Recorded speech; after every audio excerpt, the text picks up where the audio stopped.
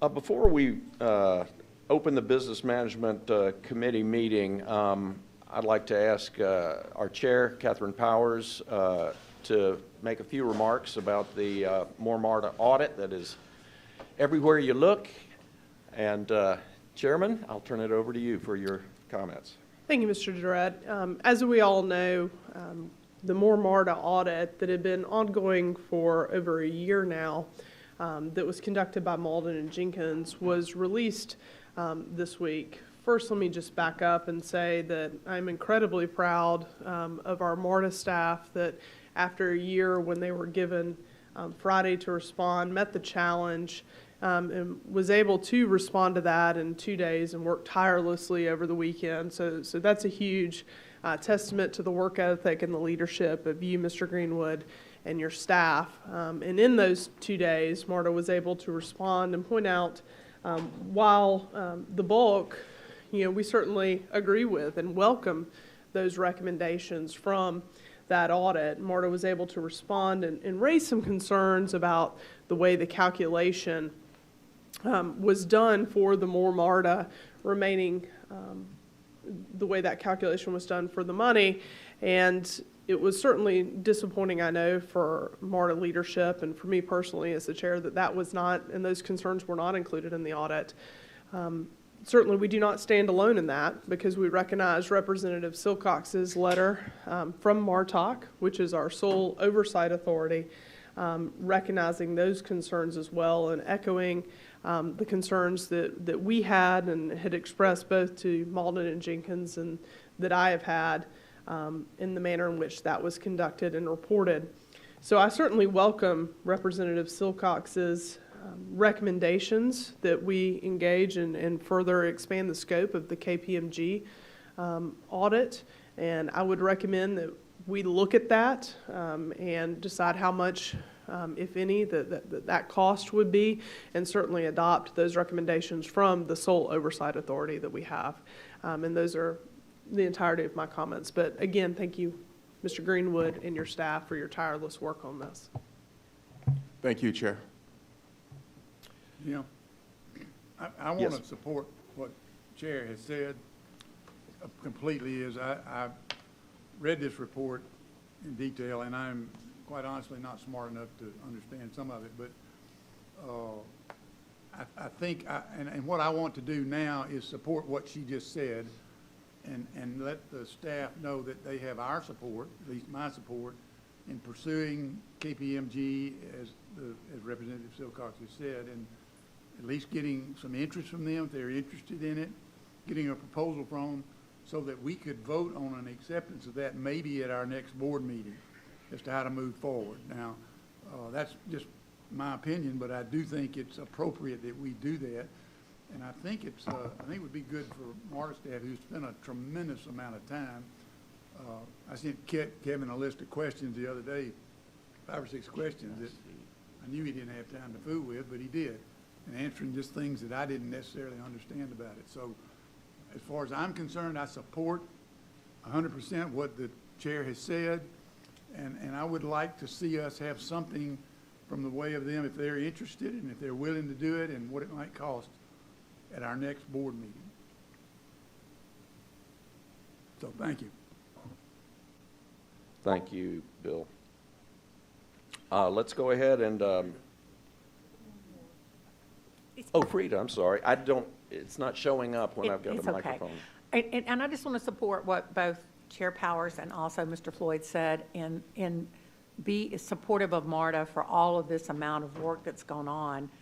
If there's something that needs to be corrected, I want it corrected. I think we all do. I think the board stands firm on that.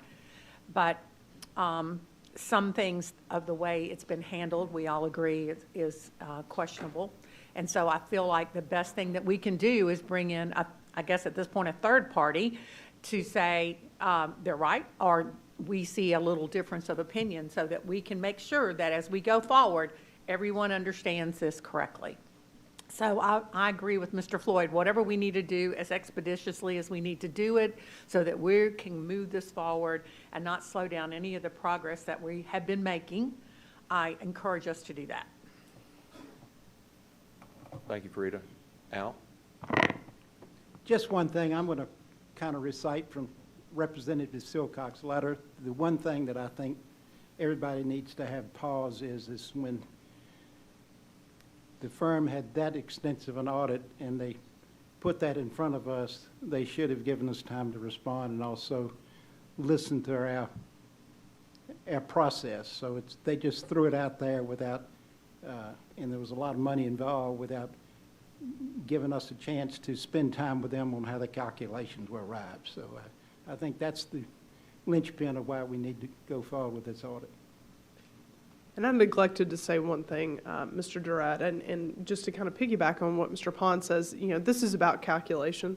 Certainly, we encourage everyone to read the audit cover to cover. There's no mention of malfeasance. There's no allegation of any of that, and there's no mention of an amount. There's a mention of a different calculation. So I would encourage everyone to read it.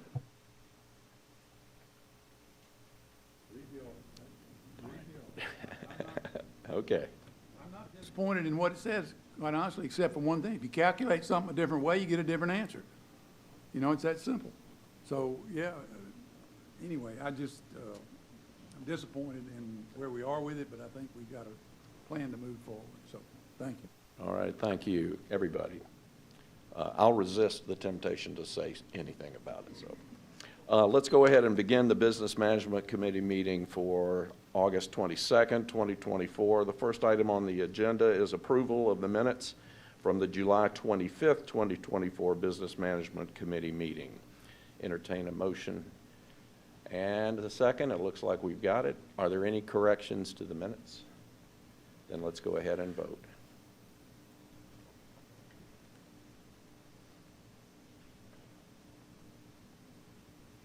Motion passes. The minutes are approved. The next item on the agenda is a resolution authorizing the award of a contract for VMware vSphere Foundation Maintenance and Support Services, IFB B50525. Mr. Tyson Morris, AGM of Technology, Chief Information Officer. The floor is yours. Thank you so much. Good morning, Chairman Durrett, Vice Chair Williamson, Mr. Greenwood, Mr. Hurley, and other members of the Business Committee. My name is Tyson Morris, as you said. I'm the AGM CIO of Technology. I'm a longtime listener and first-time presenter, so thanks for having me here. I'm here to present a resolution authorizing the award of a contract for VMware vSphere Foundation Maintenance and Support Services, IFB B50525. Next slide, please. At Marta, virtual machines support a majority of our data center's infrastructure and key applications. For those unfamiliar with the concept of a virtual machine, it's a software-based environment that emulates a physical computer. It allows a single physical computer to host multiple VMs, each functioning independently with its own operating system, storage, and processing power. An example would be like having multiple guest houses on your property. They share the same land, but each house has its own structure, room size, and utilities. Also, if one of the guest houses burned down, it doesn't affect the other structures. In this context, the VMware Foundation Maintenance and Support Service is equivalent to having a comprehensive home warranty and insurance policy with the added benefit of a full-time maintenance crew. This contract encompasses a wide range of services to address our needs, including access to expert guidance to address any technical questions, swift identification and resolution of issues that may arise in the vSphere environment, regular maintenance activities to keep the vSphere infrastructure optimized and up to date, and the latest security measures to protect our virtualized environment from potential threats and vulnerabilities. Next slide, please. A notice to bidders was sent to 47 vendors. 5 bids were received. The lowest and most responsible bid was received by Presidio Network Solutions, LLC, in the amount of $516,824.43. The 3-year contract is funded with local operating funds, and the DBE goal was set to 0 because there are no known subcontracting opportunities. Next slide, please. In conclusion, the Department of Technology requests your approval of resolution authorizing the award of contract for VMware vSphere Foundation Maintenance and Support Services, IFB B50525, to Presidio Network Solutions, LLC, in the amount of $516,824.43. Next slide, please. Thank you so much, and I return the floor to you, Mr. Durrett. Thank you, Mr. Morris. Appreciate that. The motion has been made and seconded, and we now have an opportunity to ask questions. I do have one clarifying comment. In your remarks, you said the funds would come from local operating, and in the slide it said capital. Capital funds. I'm Capital sorry. is correct. All right, thank you. Thank you for correcting. Any questions? I just want to say I love a good verbal analogy. So I'm also going to shame my students later about it too, so thanks. I'll keep them coming. The house will not burn down, guys. And I'm sorry, if you've got your mic on and I can't see it on my screen. Anybody have any questions? Then let's go ahead and vote.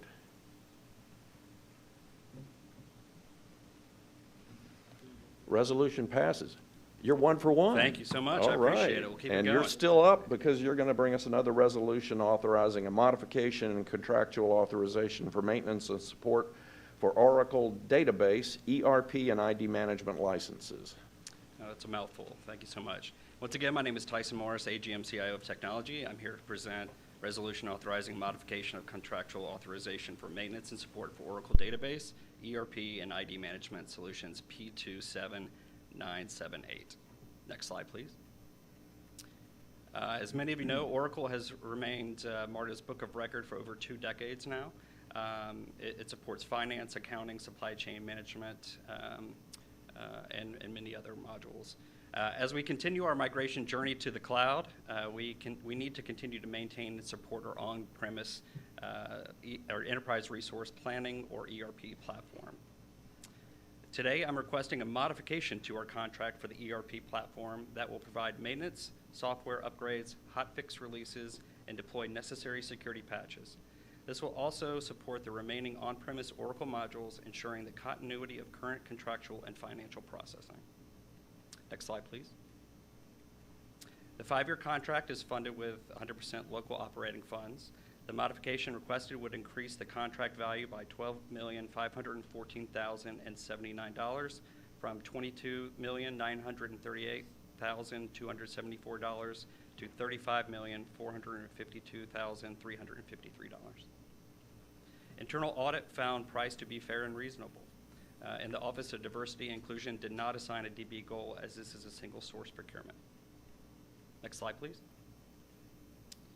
In conclusion, the Department of Technology requests your approval authorizing the modification of existing contract for maintenance and support of Oracle database, ERP, and ID management licenses P27978 with Oracle America Incorporated by $12,514,079 to a maximum contract value of $35,452,353. Next slide, please. Thank you once again. Or return the floor to you, Mr. Pratt. Thank you very much, Mr. Morris. The motion has been put. Opportunity to ask questions. I'll go with you first, Rod. Yes, thank you for the information. This has been an ongoing contract ever since 2012 when it first started, and so we've modified it and changed it and added to it. At one point, will this transition make its final destination, I guess, Yes. into the cloud, so we're not continually supporting this platform that we use currently? That's correct. Sooner than later, I hope. Okay. And so this provides us with the support until we actually make that migration the next year. Okay, and so these additional funds are going to carry you for what, just one season? It's I guess, Ms. Holland, I don't know if you, Rhonda can speak to the aspects of it. I'm just, I believe this is a 5-year contract. Yep. But I would like to make you aware, though, that while, as Tyson is saying, we're moving from an on-premise system Yes. to a cloud-based system, we still will have to pay for the licenses Right. as long as we're using this system. So again, this is, how we pay our bills, how we bring people on. So this is still going to be that, the book of record, as he mentioned, for a while. But a lot of the on-premise support that we need, we won't need, so much anymore. But we will still have to pay for the licenses for every employee that's here with us. okay, all right, that makes sense. Thank you. Bill? Yeah, that was my question. I just didn't realize it at the time, because I didn't understand. We started at 2.5, and now we're at 35. And I think that bothers me a little bit, but well, we guess we're just going to pay these people for the rest of our lives, or as long as, and contrary, I was not here in 2012 when we voted on that, contrary to what some people say, but anyway, that was my question, and Rod brought it up. Yeah, I think it just helps us put the importance on migrating to the Oracle Cloud as soon as possible, which we are. Al? This is obviously one of these software contracts that once they have you for a while. But Yes, sir. my question is what happens after 5 years? Hopefully we'll be done by 5 years, if After not what? before. Hopefully we'll be done by then. So this has the opportunity, the convenience to be able But to. we would need something else, wouldn't we, to support that? Yeah, we'll have to compete it after that. Yeah. Okay, seeing no other requests to comment or ask questions, let's go. I'll call for the vote.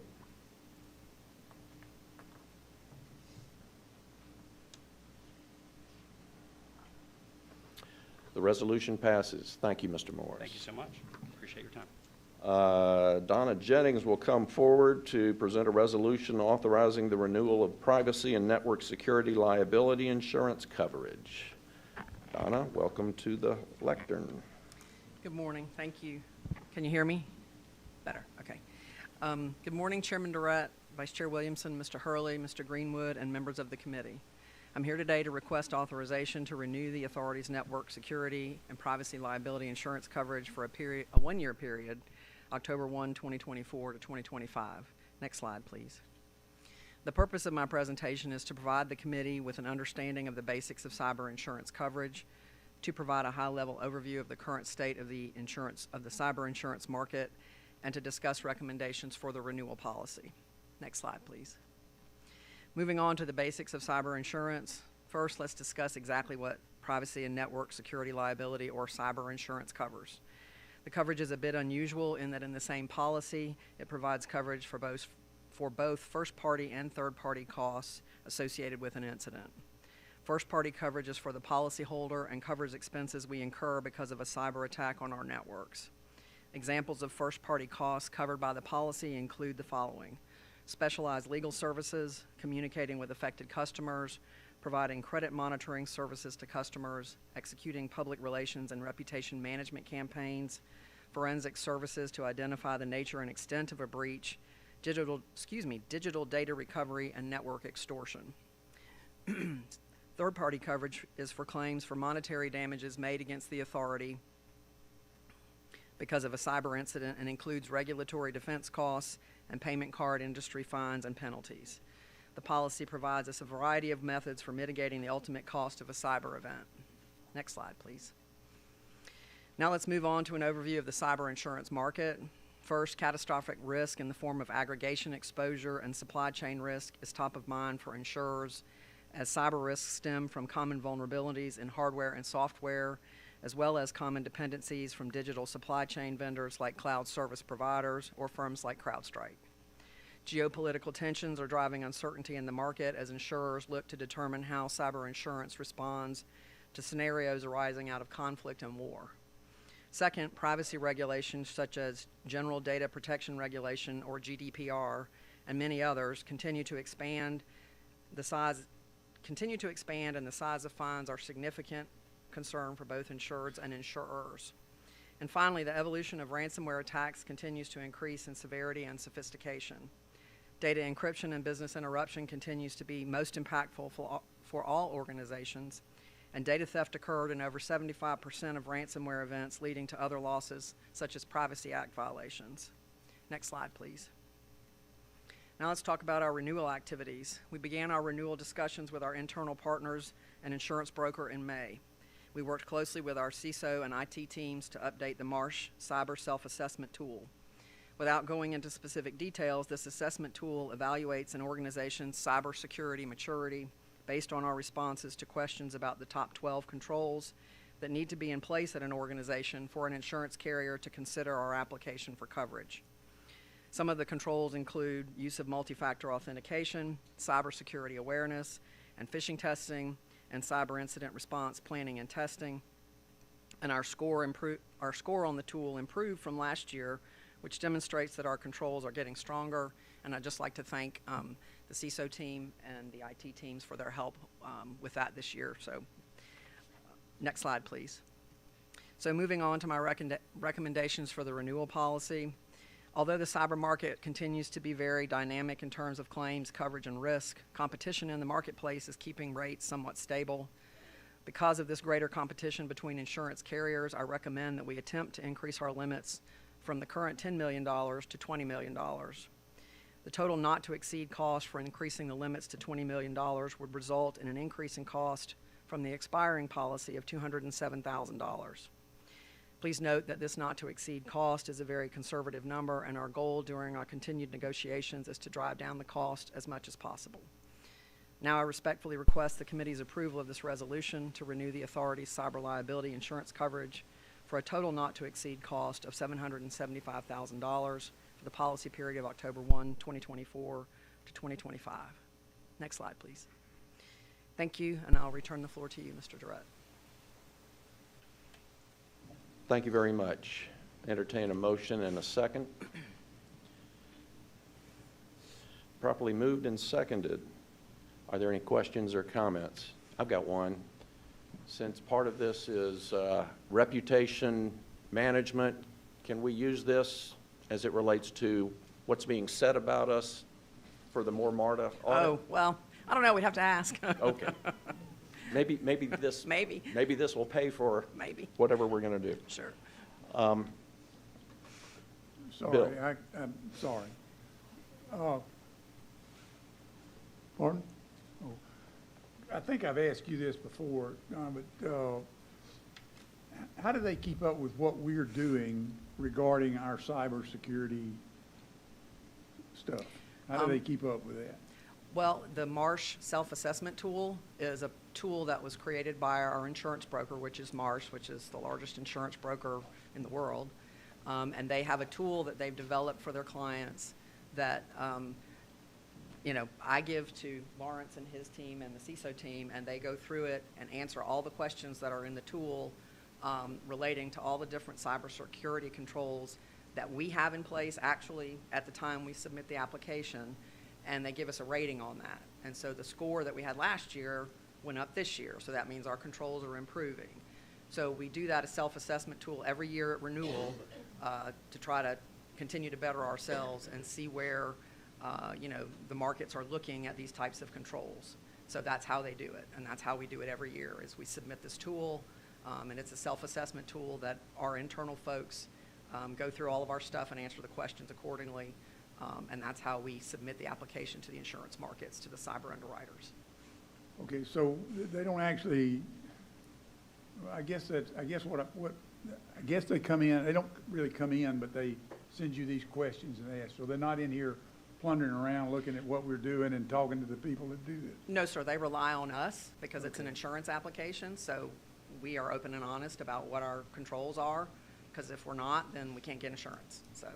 Okay, and so by going 10 to 20 million, when you get hit and you get a $10 million, whatever they call it. Claim? Claim, or asking for money from somebody that, somewhere else, if we end up having to pay that, do we have to negotiate whether that gets paid or not? Based on this, how does that work? Well, the policy works in two different ways. If we have an incident, the first-party coverage that I was talking about with reputation management, the specialized legal services, those kinds of things. A lot of the reason you have cyber insurance coverage is to help you respond to that without dipping into your operating revenue to do that. So if we needed, to engage a law firm to work with us, they have a panel of people that we use, which we would work in concert with our legal folks, but they have specialized legal firms that this is all they do is deal with cyber incidents.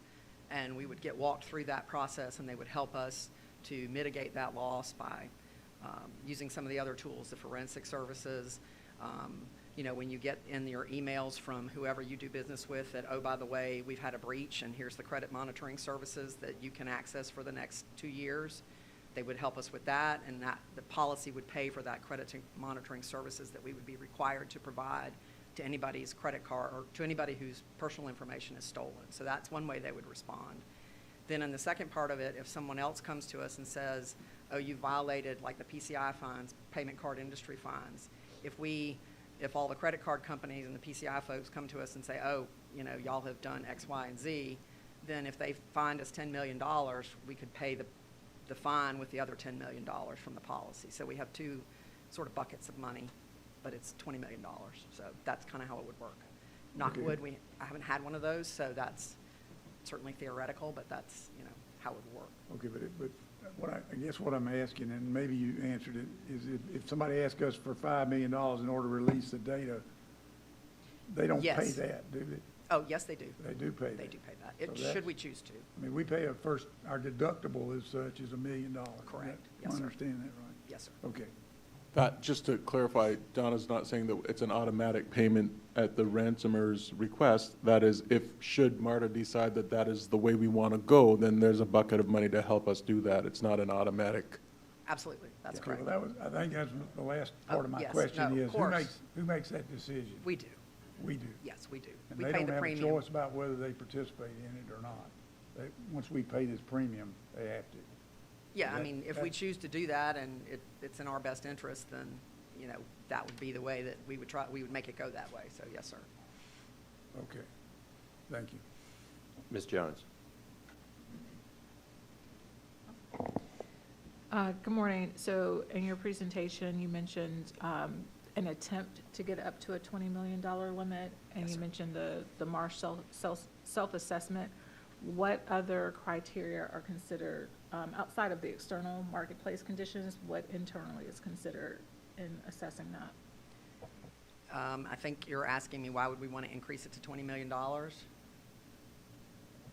No, you said we are going to attempt up to $20 million. Right. Attempt $20 million, so that reads to me that it could be 15 million, it could be 11 million, so. We'll look at the rates as, you know, depending on what the cost comes back to us to increase those rates. If we can get it within our not to exceed numbers or lower, then we would do it because we had $20 million of coverage back in 2018 before the insurance markets for cyber went haywire because of all the different things that have happened that spooked all the underwriters. But now companies are coming back into the market.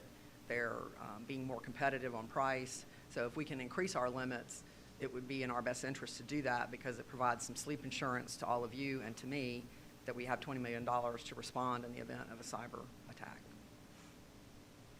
Mr. Pond? Ms. Jones that was one of my questions. But going back to Mayor Floyd's comments, we get a scoring from Marsh, and do we use that scoring, look at our controls, and identify things that we can improve? I mean, are we able to take that information and maybe increase that budget in cybersecurity internally? I'm just asking, do we try to make our systems more cyber-proof, I guess? I will let Lawrence take that. He and his team were a great help in that, and I will let him respond to that. Good morning, Lawrence Williams, the AGM for Information Security.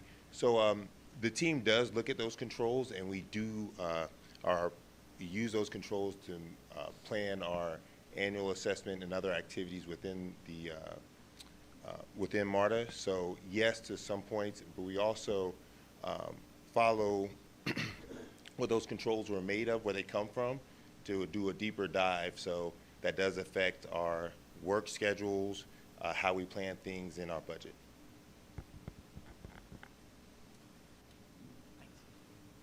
Are there any other questions? An opportunity to ask one question. You don't hear as much about these attacks now as I did. At least in my mind, I don't hear as much.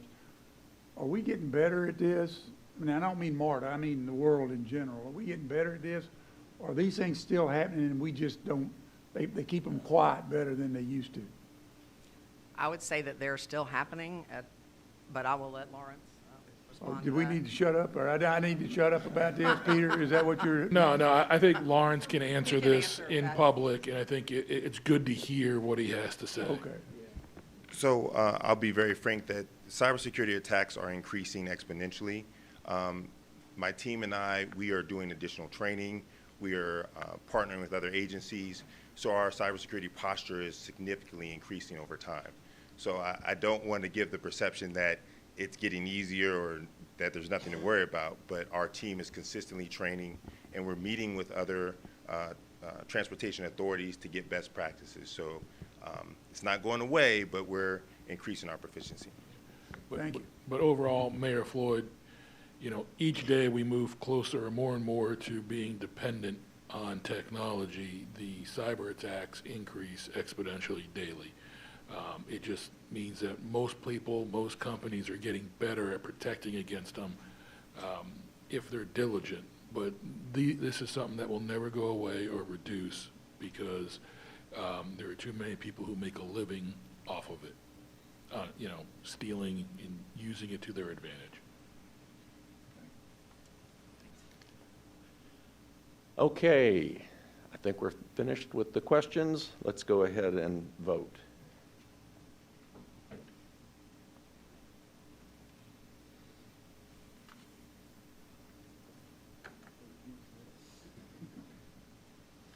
The resolution passes. Thank you, Ms. Jennings. Thank you.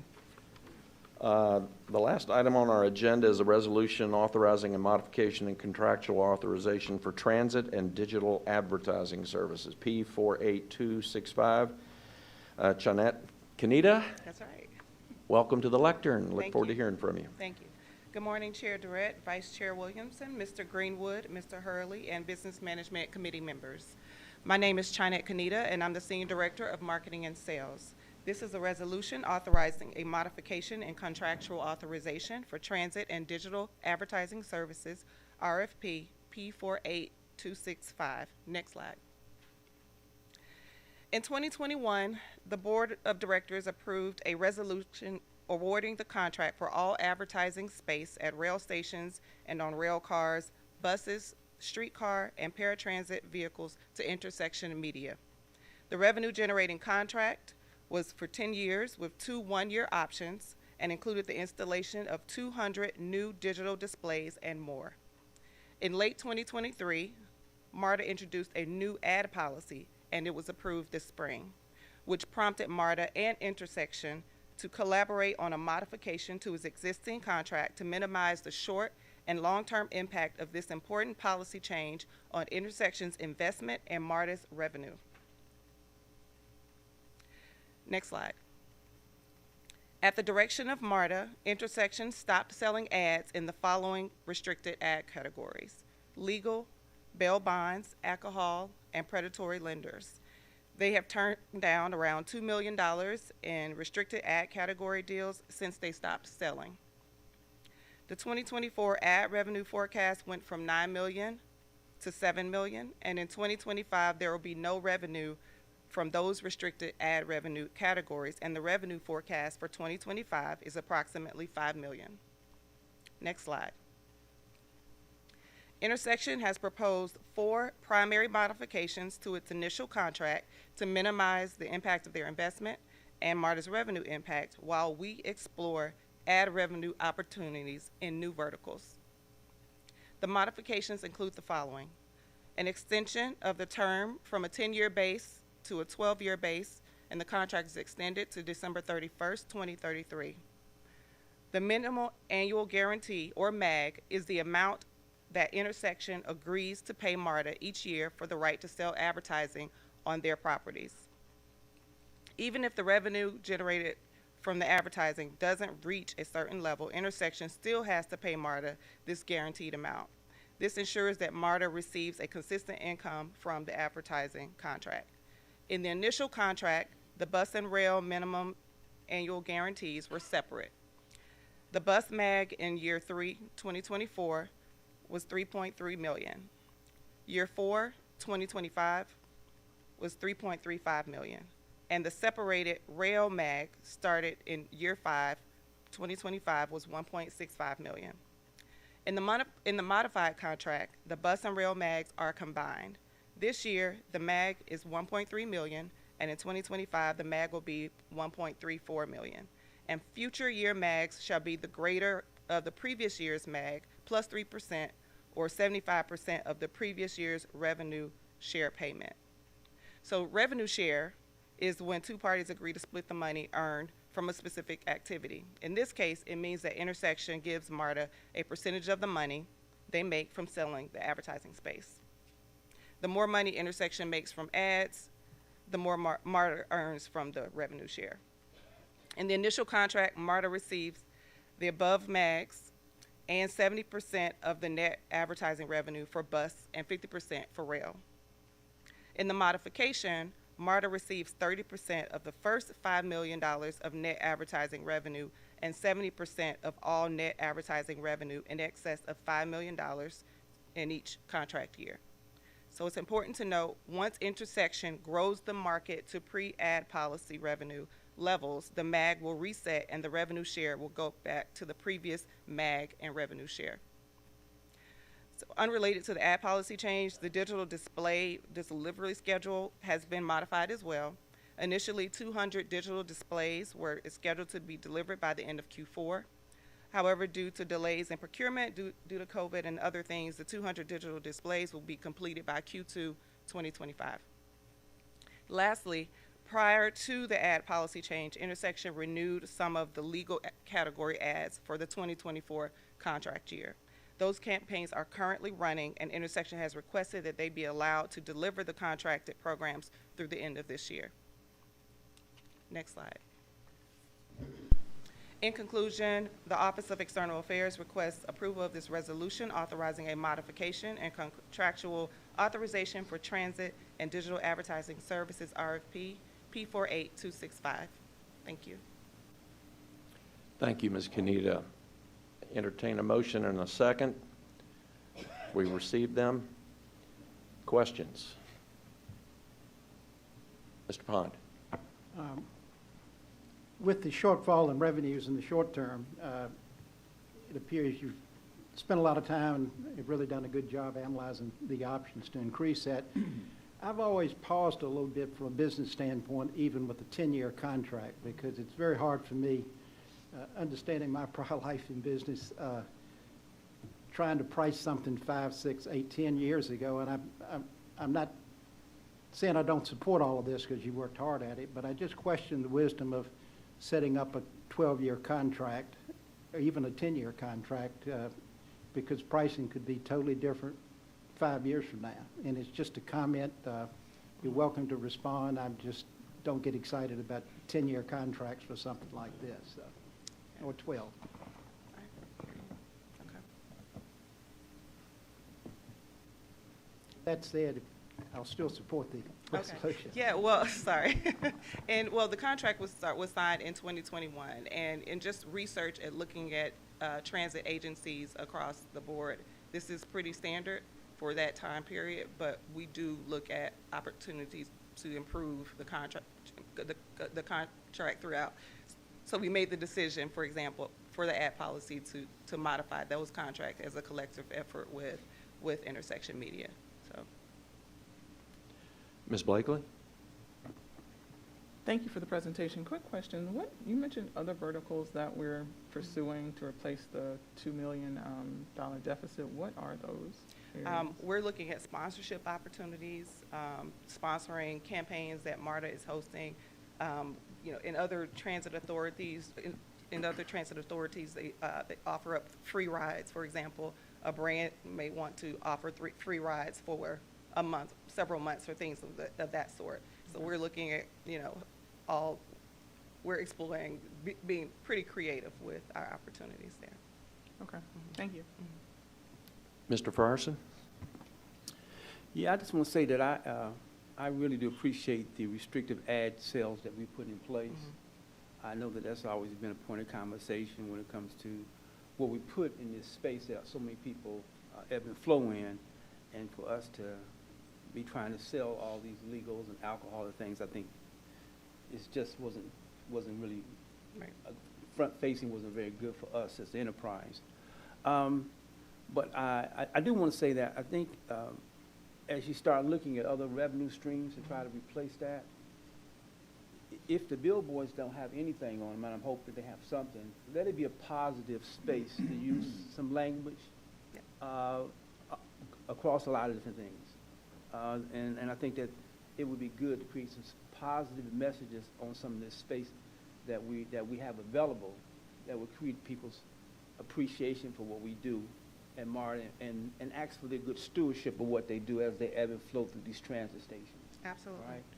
And, Absolutely. so I'm specifically concerned about what happens with the litter that we see on our transit.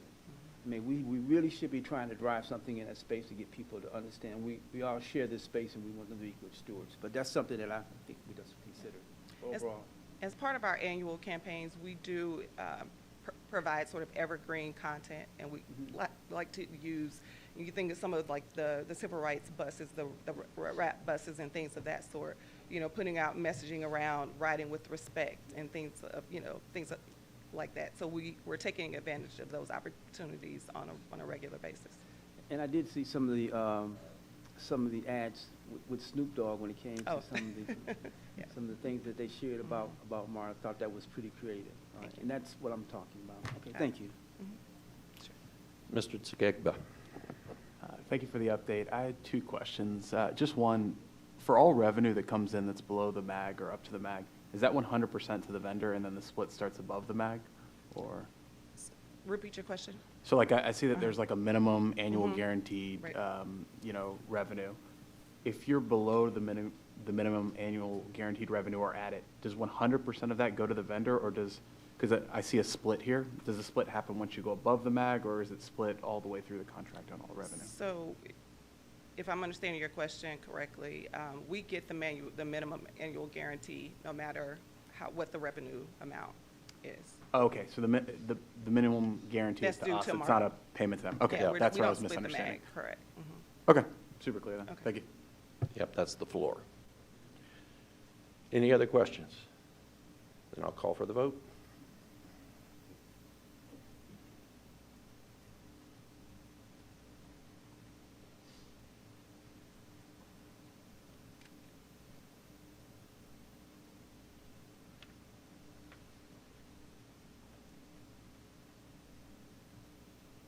Resolution passes. Thank you very much.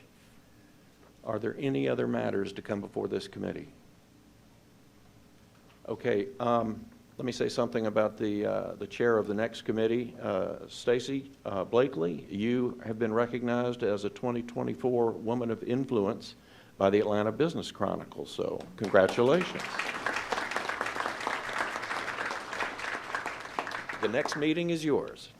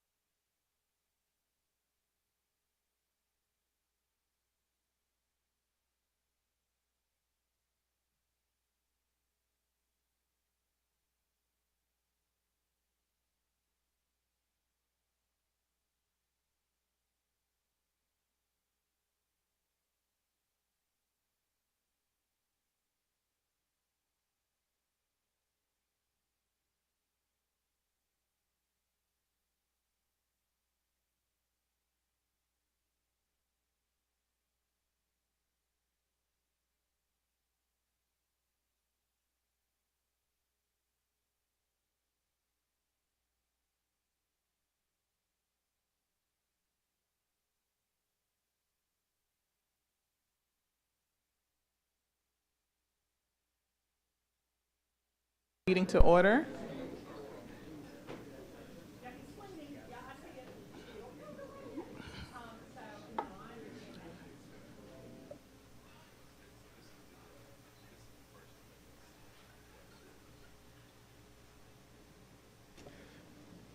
Good morning. I would like to call to order the Planning and Capital Programs Committee meeting for Thursday, August the 22nd, 2024. First item on the agenda is approval of the minutes from the July 25th, 2024 meeting. Could I get a motion and a second, please?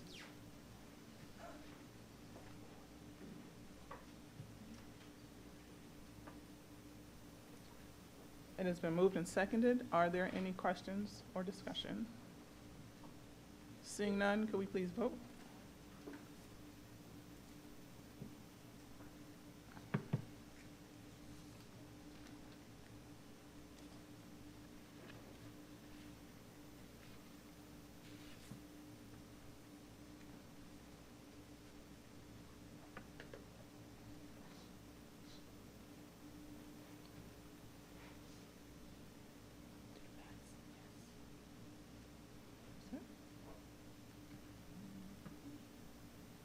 Motion passes. Thank you.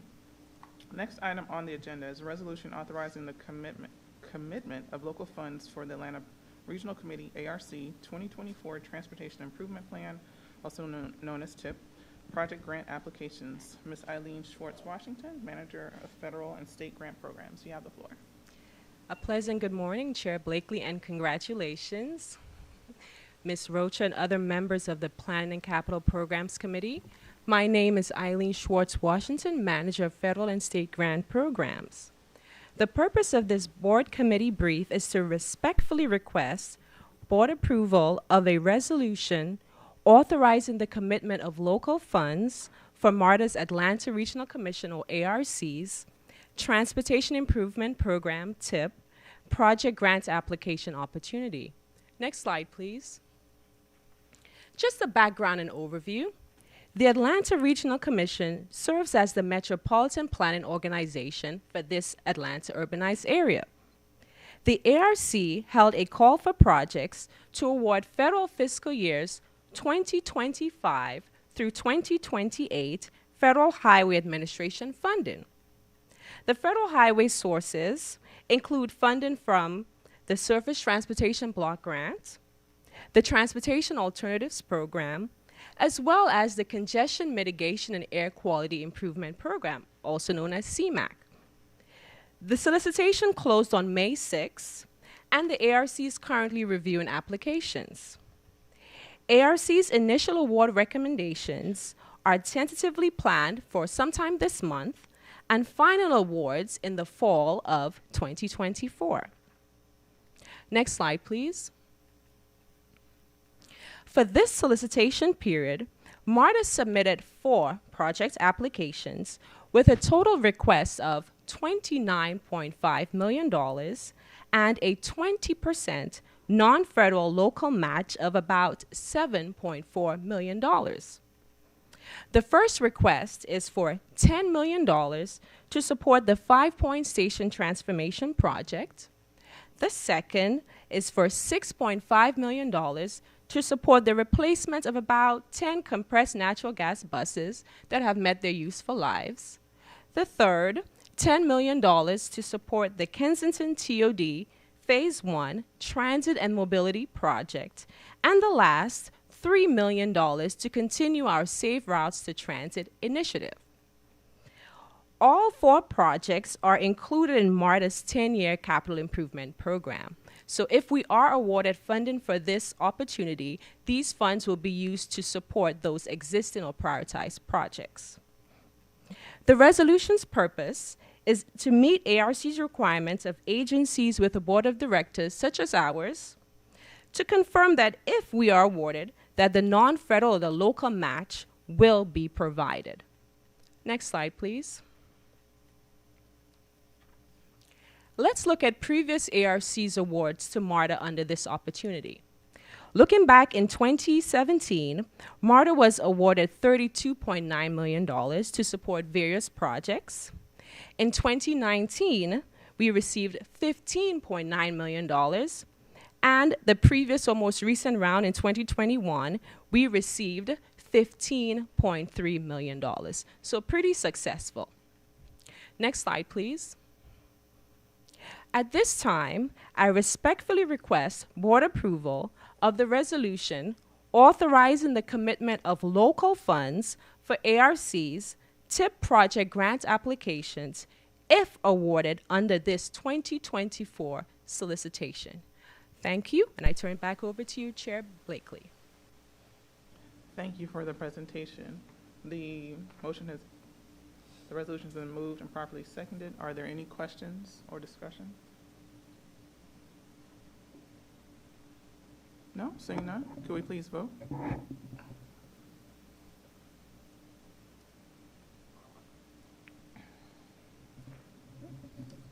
Motion passes.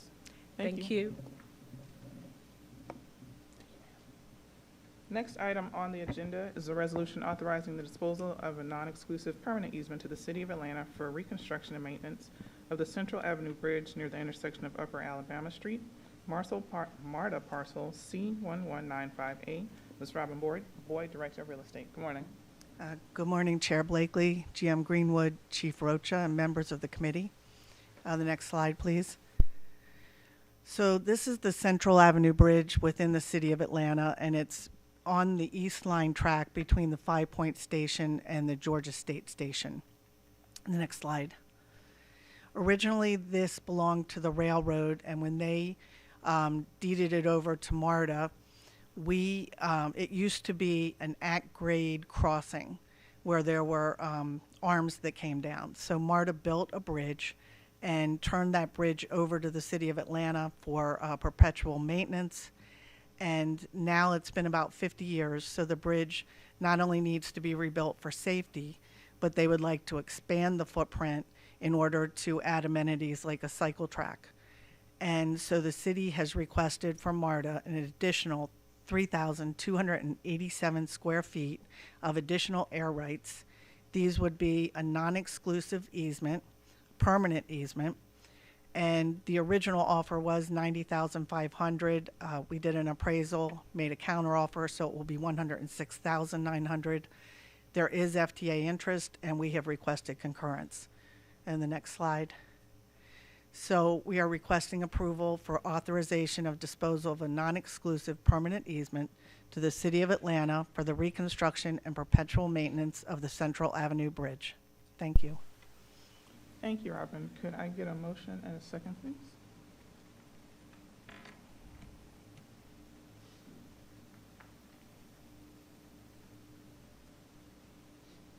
It has been properly moved and seconded. Are there any questions or discussion? One brief question. What does non-exclusive easement agreement mean? It means if we still need to use that airspace as well, we can also use it. We are not giving up all of our airspace. So if it were an exclusive easement agreement, we'd be giving all that up, right? Right. Okay. And there are people out there that didn't know that. I knew it, absolutely. Thank you, Mayor Floyd. Any other questions? I'd like to call the vote, please.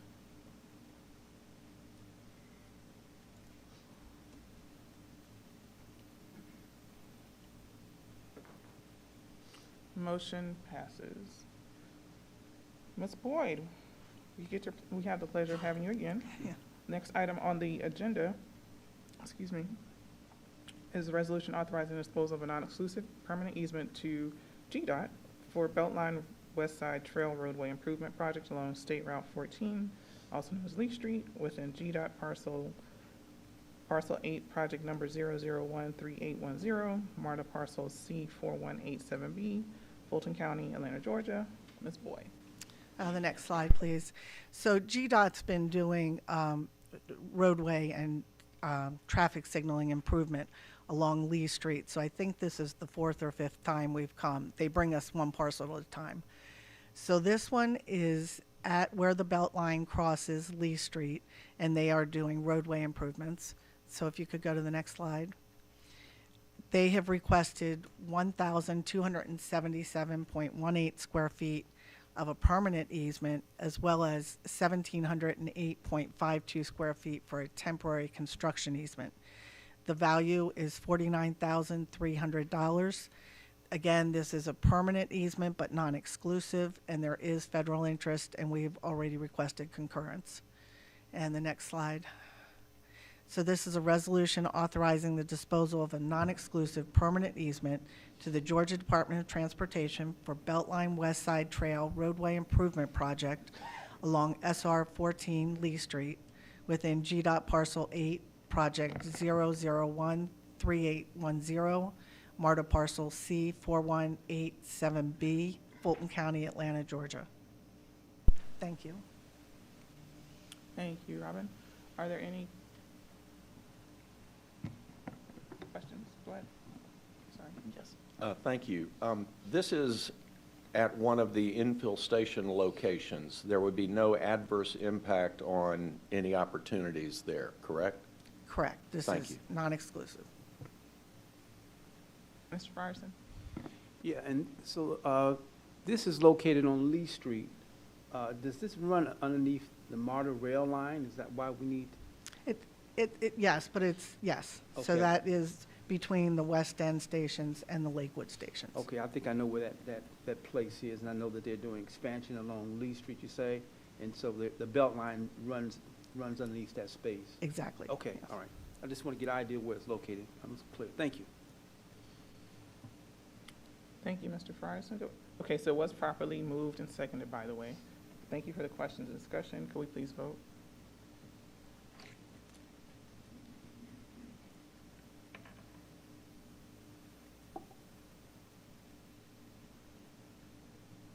Motion passes. Next up on the agenda is a resolution authorizing the disposal of non-exclusive permanent easements to Georgia Power Company for utility relocation and support of the City of Atlanta Westlake Bridge Replacement, Marta Parcel C2124E, Fulton County, Georgia. Ms. Boyd, take it away. Next slide, please. So this is near our West Lake Station. It's Westlake Avenue. It's the bridge. The city is replacing that. And as part of that replacement, Georgia Power needs to relocate utilities. Next slide, please.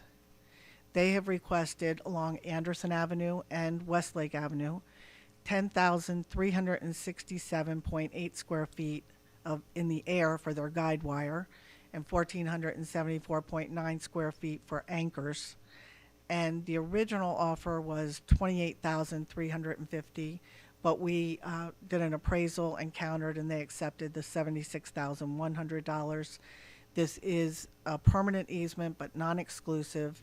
Also has federal interest, but we have requested concurrence from the FTA. And the next slide, please. So this is a resolution authorizing the disposal of non-exclusive permanent easements to Georgia Power Company for utility relocation in support of the City of Atlanta Westlake Bridge Replacement, Marta Parcel C2124E, Fulton County, Atlanta, Georgia. Thank you, Robin. Could I have a motion and a second, please?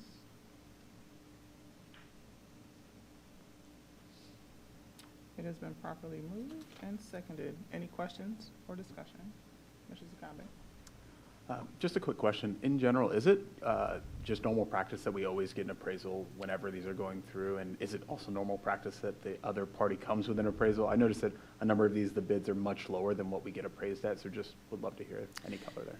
They do their own appraisal, I'm assuming, and they usually, though, do not share the appraisal with us, but we also don't share our appraisals. We do appraisals if the estimate is over 10,000, we always do an appraisal. Sometimes if we're talking about $3,000 and an appraisal costs way more than that, it doesn't make a difference. But in these cases, we always do appraisals. No additional questions? Could we vote, please?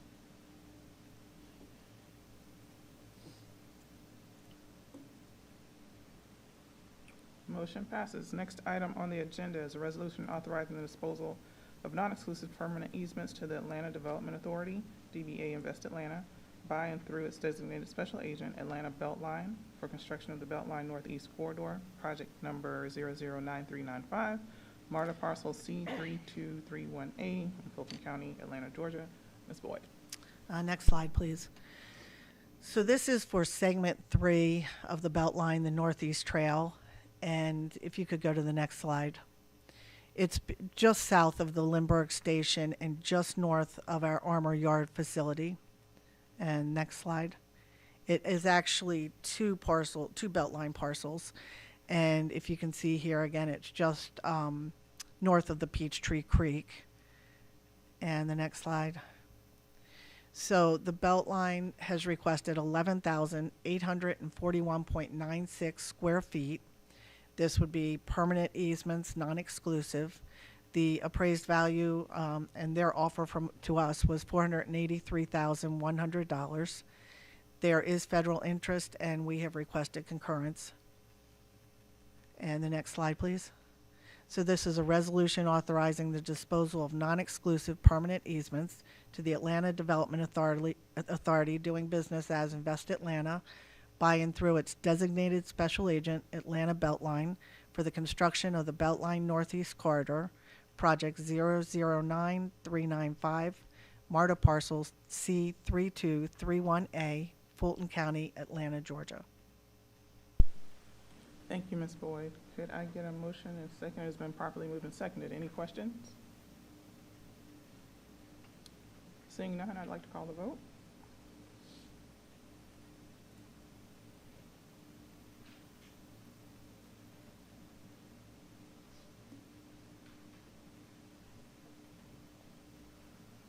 Motion passes. Thank you, Madam. Thank you and congratulations. Thank you.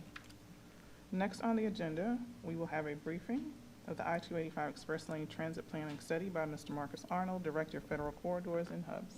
Marcus. All right. Good morning, Chair Blakely, and congratulations again. Vice Chair Powers, Mr. Greenwood, Ms. Rocha, and members of the committee. My name is Marcus Arnold, and I'm the Director of Federal Corridors and Hubs. And I'm here today to give an update on the I-285 Express Lanes Transit study. Next slide. So the study is really to look at a vision for transit along I-285, and it's really looking at sustainable and equitable premium transit along 285, connecting from H.E. Holmes MARTA Station to the Indian Creek MARTA Station. So the key to this project is really utilizing GDOT's planned express lanes program along the east, west, and top end of 285. And so the goal is really to maximize that, leverage that investment, provide equitable access, and enhance regional connectivity. Next slide. So this map displays the corridor and some of the potential stations that we're looking at that came from a previous effort of looking at transit along the 285 corridor. So our study is really to go take a deeper dive into analyzing the potential for these stations and really testing and seeing the viable locations as well. So we are looking at these stations as well as really maximizing regional transit connectivity along within the region. So working with our regional partners as well to provide additional connections for transit along the corridor. Next slide. So our approach is, service planning, taking a service planning approach, and really this informs our proposed infrastructure investments, really understanding where station locations should be located, also access to and from the planned express lanes. And so this really drives decisions as we start to identify potential solutions. And again, we're in coordination with GDOT as we're working through these solutions for the study. Next slide.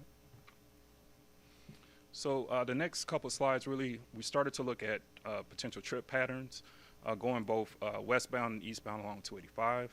And what we're seeing is there's a growing demand for access to employment in other activity centers along the corridor.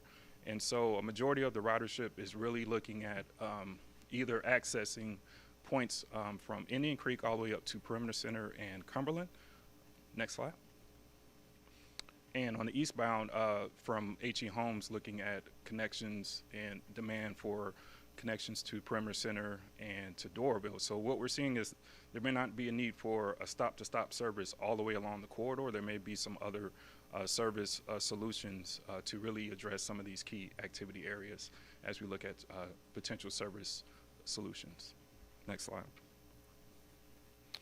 This next slide really identifies what we're calling the essential riders, or these are your traditional riders who depend on access to transit to get access to jobs, services, education, and other key destinations. So we looked at this at both from a, do you have access to vehicles as well as cost burden. So we really wanted to take a look at not just along the corridor, but areas that surround the corridor, how we can better connect these riders to these opportunities.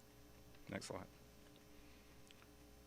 So our service planning approach, we have developed 3 service planning buckets, and really these are 3 buckets where we would serve potential riders, existing riders, as well as potentially new riders. One is your traditional stop-to-stop service along the corridor.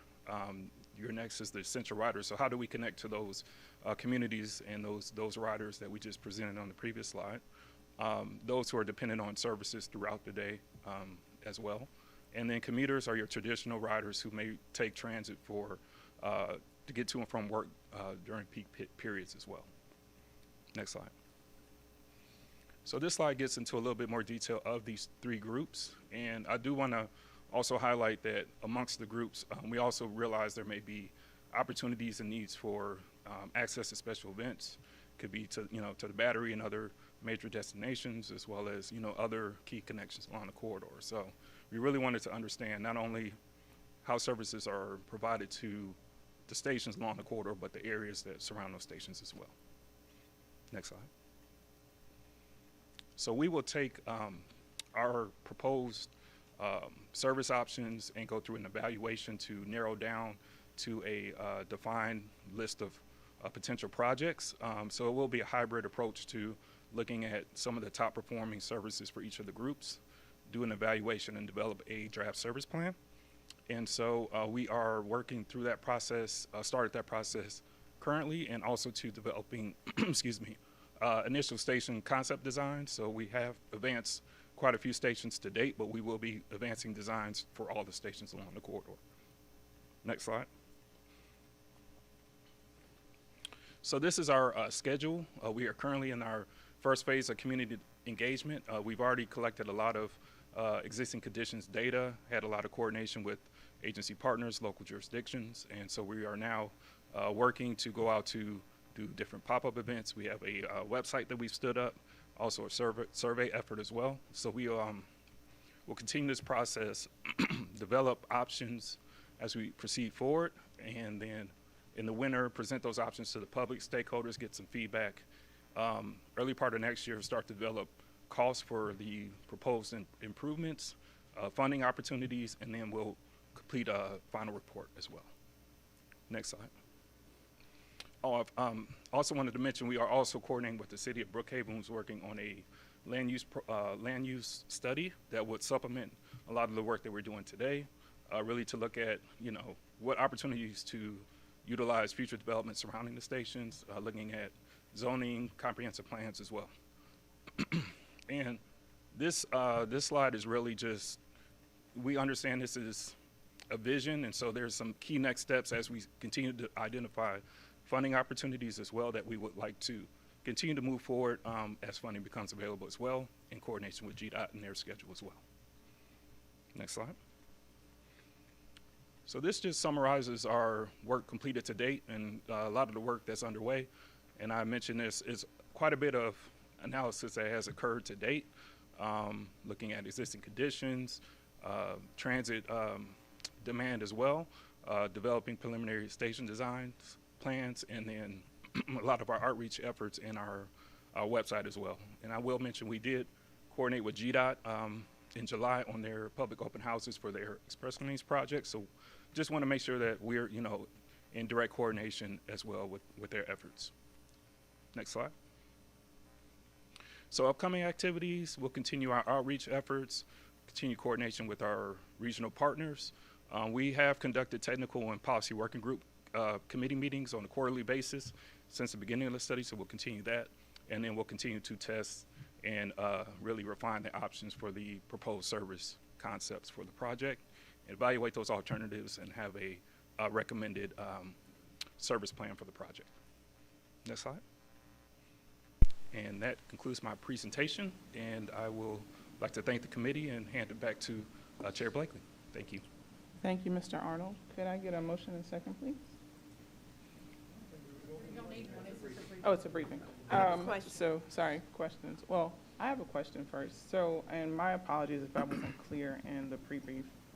So going back to the slide where we show all of the data points for the transit equity, we have a concentrated amount of those in need west of I-20, south of I-20, Yes. and now in the prior study, there were considerations given along 285 West. But now in this current initial station concepts, like there are no nodes that are addressing the need for all of the transit inequities that are along I-20 West and south of I-20. So, and there like it's heavy top end 285 East, which I get. But if we're going to be equitable as an organization, we can't ignore these people along I-20 West and south of I-20 who desperately need these services. So I would really like for us to reconsider adding back the one or two of those considerations along 285 West. No, that's a great point, Chair Blakely. I probably didn't mention in a lot of detail, we are looking at services that would come from points west and east on I-20 as well as south of 285 that would feed into 285. So as we start to develop our service concepts, we've already started to identify there are needs for services that would utilize 285 in those areas as well. And we'll make sure to, as we continue to go out, make it more clear and intentional that we are serving not just at 285, but areas that are within, 5 to 10 miles of the corridor to serve those areas as well. Good morning. Chair Blakely, I wanted to add that the reason why we're focusing so much on the top end is because we're partnering with GDOT on their MMIP program, and they have, I guess, told us that they're focusing on those key areas. So just to get that ahead and keep in lock and step with them, that's why we're doing it right now. We're not coming back to the east or the west sides of the corridor. Those will be coming next. But we still have considerations for the initial concepts at 285 at the top end and along 285 East. Yes. And we have nothing for these people over here on the other side. I wouldn't say that we have nothing. Again, I'm not sure if I made it very clear. So GDOT, when they're going out with their first push to try to get the MMIP, the top end, built, if we aren't ready with our initial scenarios or plans or what the stations are going to look like, then we'll miss that opportunity. We are studying everything along the corridor, but it's just right now, the focus is just going to be the very top end. And you know that GDOT also got an award, I think, for what is it, 1.2 billion for the I-20 and I-285. So I'm pretty sure that once they start working on that area, that might be the next phase that we look at. But this is not saying that we're not doing everything along the entire stretch from Holmes to Indian Creek. Thank you. Yeah, but we're really just trying to make sure that we don't lose the opportunity that when they push that first piece out to the P3 environment, that we're not ready. No, I totally get that. I do. But again, like, we still are providing concepts for the east side and not for the west. Not right now. We're looking at everything, and what you're going to see initially will just be the very top end. But you will see, I promise you, you're going to see, what we're working on right now is just the first 15% of this, just to really get caught up so that we're ready. GDOT has already moved their projects way along, and we're trying to catch up to them right now to just make sure that we have our stations and what they're going to look like so that when we go out, it can be a full package.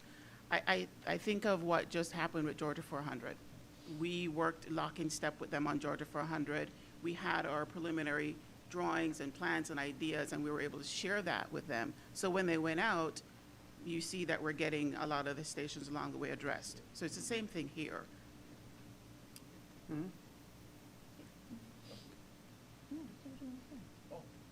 I just, thank you, Shelley, thank you, Marcus. I want to reiterate the fact that It's not a question. I'm just really supporting what they're saying in that whenever Marta is going about expansion projects, equity is at the core of what we do.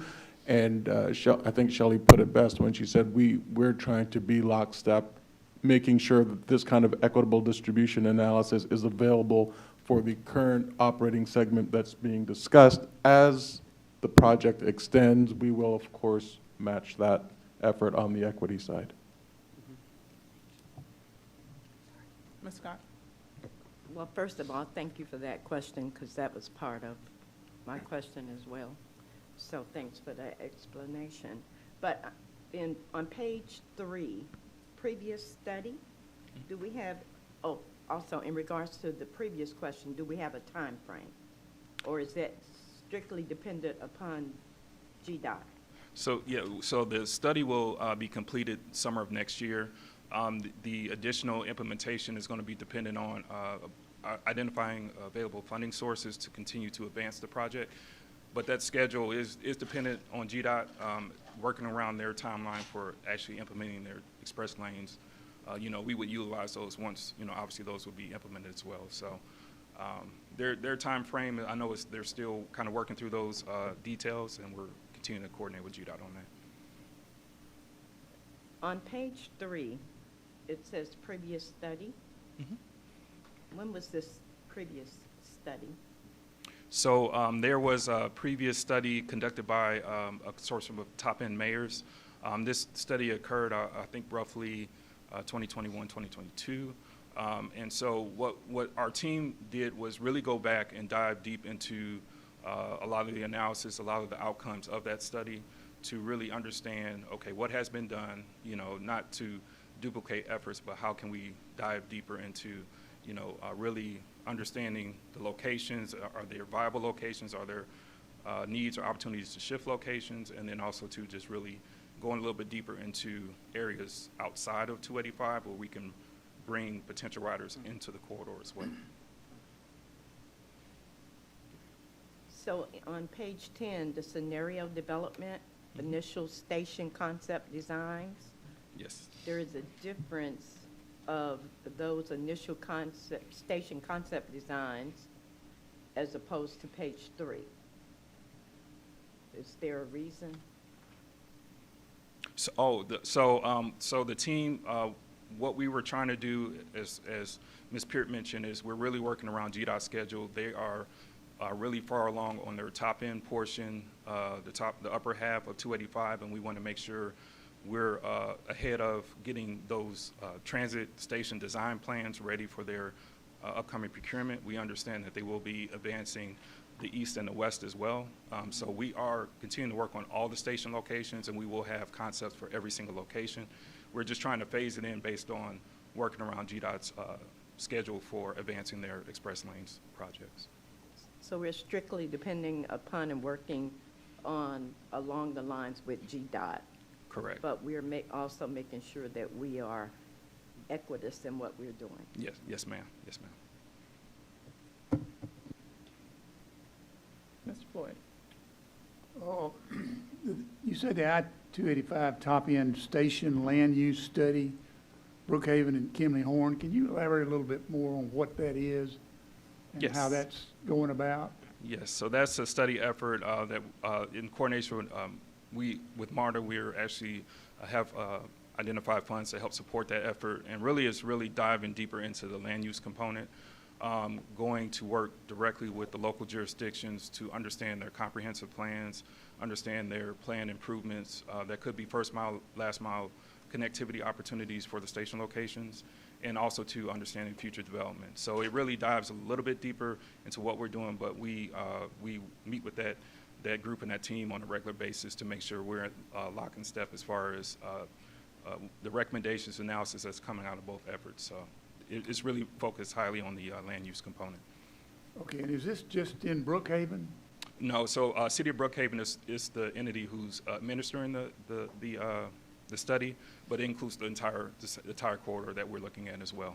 Okay, do you have a time frame on when that might be finished? Yes, so they're roughly around the same time frame as us, looking to wrap up their results in the summer of next year as well. So we have a pretty similar schedule to complete the effort. This is being paid for by Marta and by ARC. Am I correct in assuming that particular study by Kimley Horn is? Primarily Marta. So we do have a intergovernmental agreement to provide funding to help support that effort as well. Okay, and then I'm curious as to the work that Marta's doing now on the top end, the 30%, is it 30% that we're going to up there? Is this part of that, or is this in addition to that, or is this supplement? What's the connection? For the 285? Yeah, Yeah. Well, I mean, this whole thing is really a planning study. It's I guess the academic portion of it. We're mapping out, and you can see in one of the later slides that we're creating linkages so that it can actually transition into a work project. But at this point in time, we're trying to answer the questions of viability before it actually transitions into a work project. Okay, I guess, Colin, my question is that ATL gave us $6 million or whatever it was to do a study or a plan.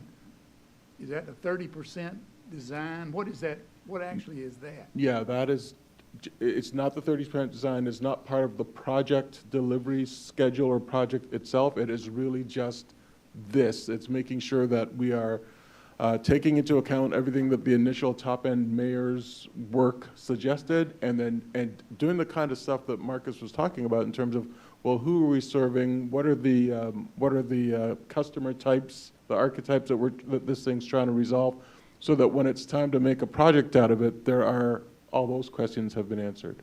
Okay, so this is that. That's correct. That's right. I'm Yeah. not two different things. This is that. That study or plan or whatever. That's exactly right. We're calling it. Yeah. Okay. And Mayor Floyd, I failed to mention to your question regarding the study that Brookhaven is leading. The recommendations that will come out of that study will help to further advance land use and zoning changes and things that will be needed to support our effort as well. So really, it's really key. A key study as well to really get that understanding commitment from the local jurisdictions on where station locations are and what transit supportive changes could occur to help support those station areas. And this is all related to managed lanes Correct. transit. Yes. I'm Yes, correct in assuming that, or saying that, right? And I guess my last question is, GDOT has not even begin solicitation of proposals to build those lanes yet, and I'm correct in that? Yeah, that is correct. We expect that to happen, now that they've got 400 done, we expect that to happen pretty soon. Yes. Is that correct? Yeah, they are working through clearance of their environmental impact statement for the top end portion currently. Once that is completed, that would be the first piece that they would likely go out for procurement, and then understanding that the east and west would come after that. But our understanding, it will be very similar to what the process that they've conducted on Georgia 400. Okay, and I guess my last point or question is there's no money to build this outside of the managed lanes is GDOT's responsibility. Yep. There's no money available right now to build any of this transit. Currently, there's not. One key element of the project, as I mentioned, we'll be developing both operating capital cost estimates for the solutions.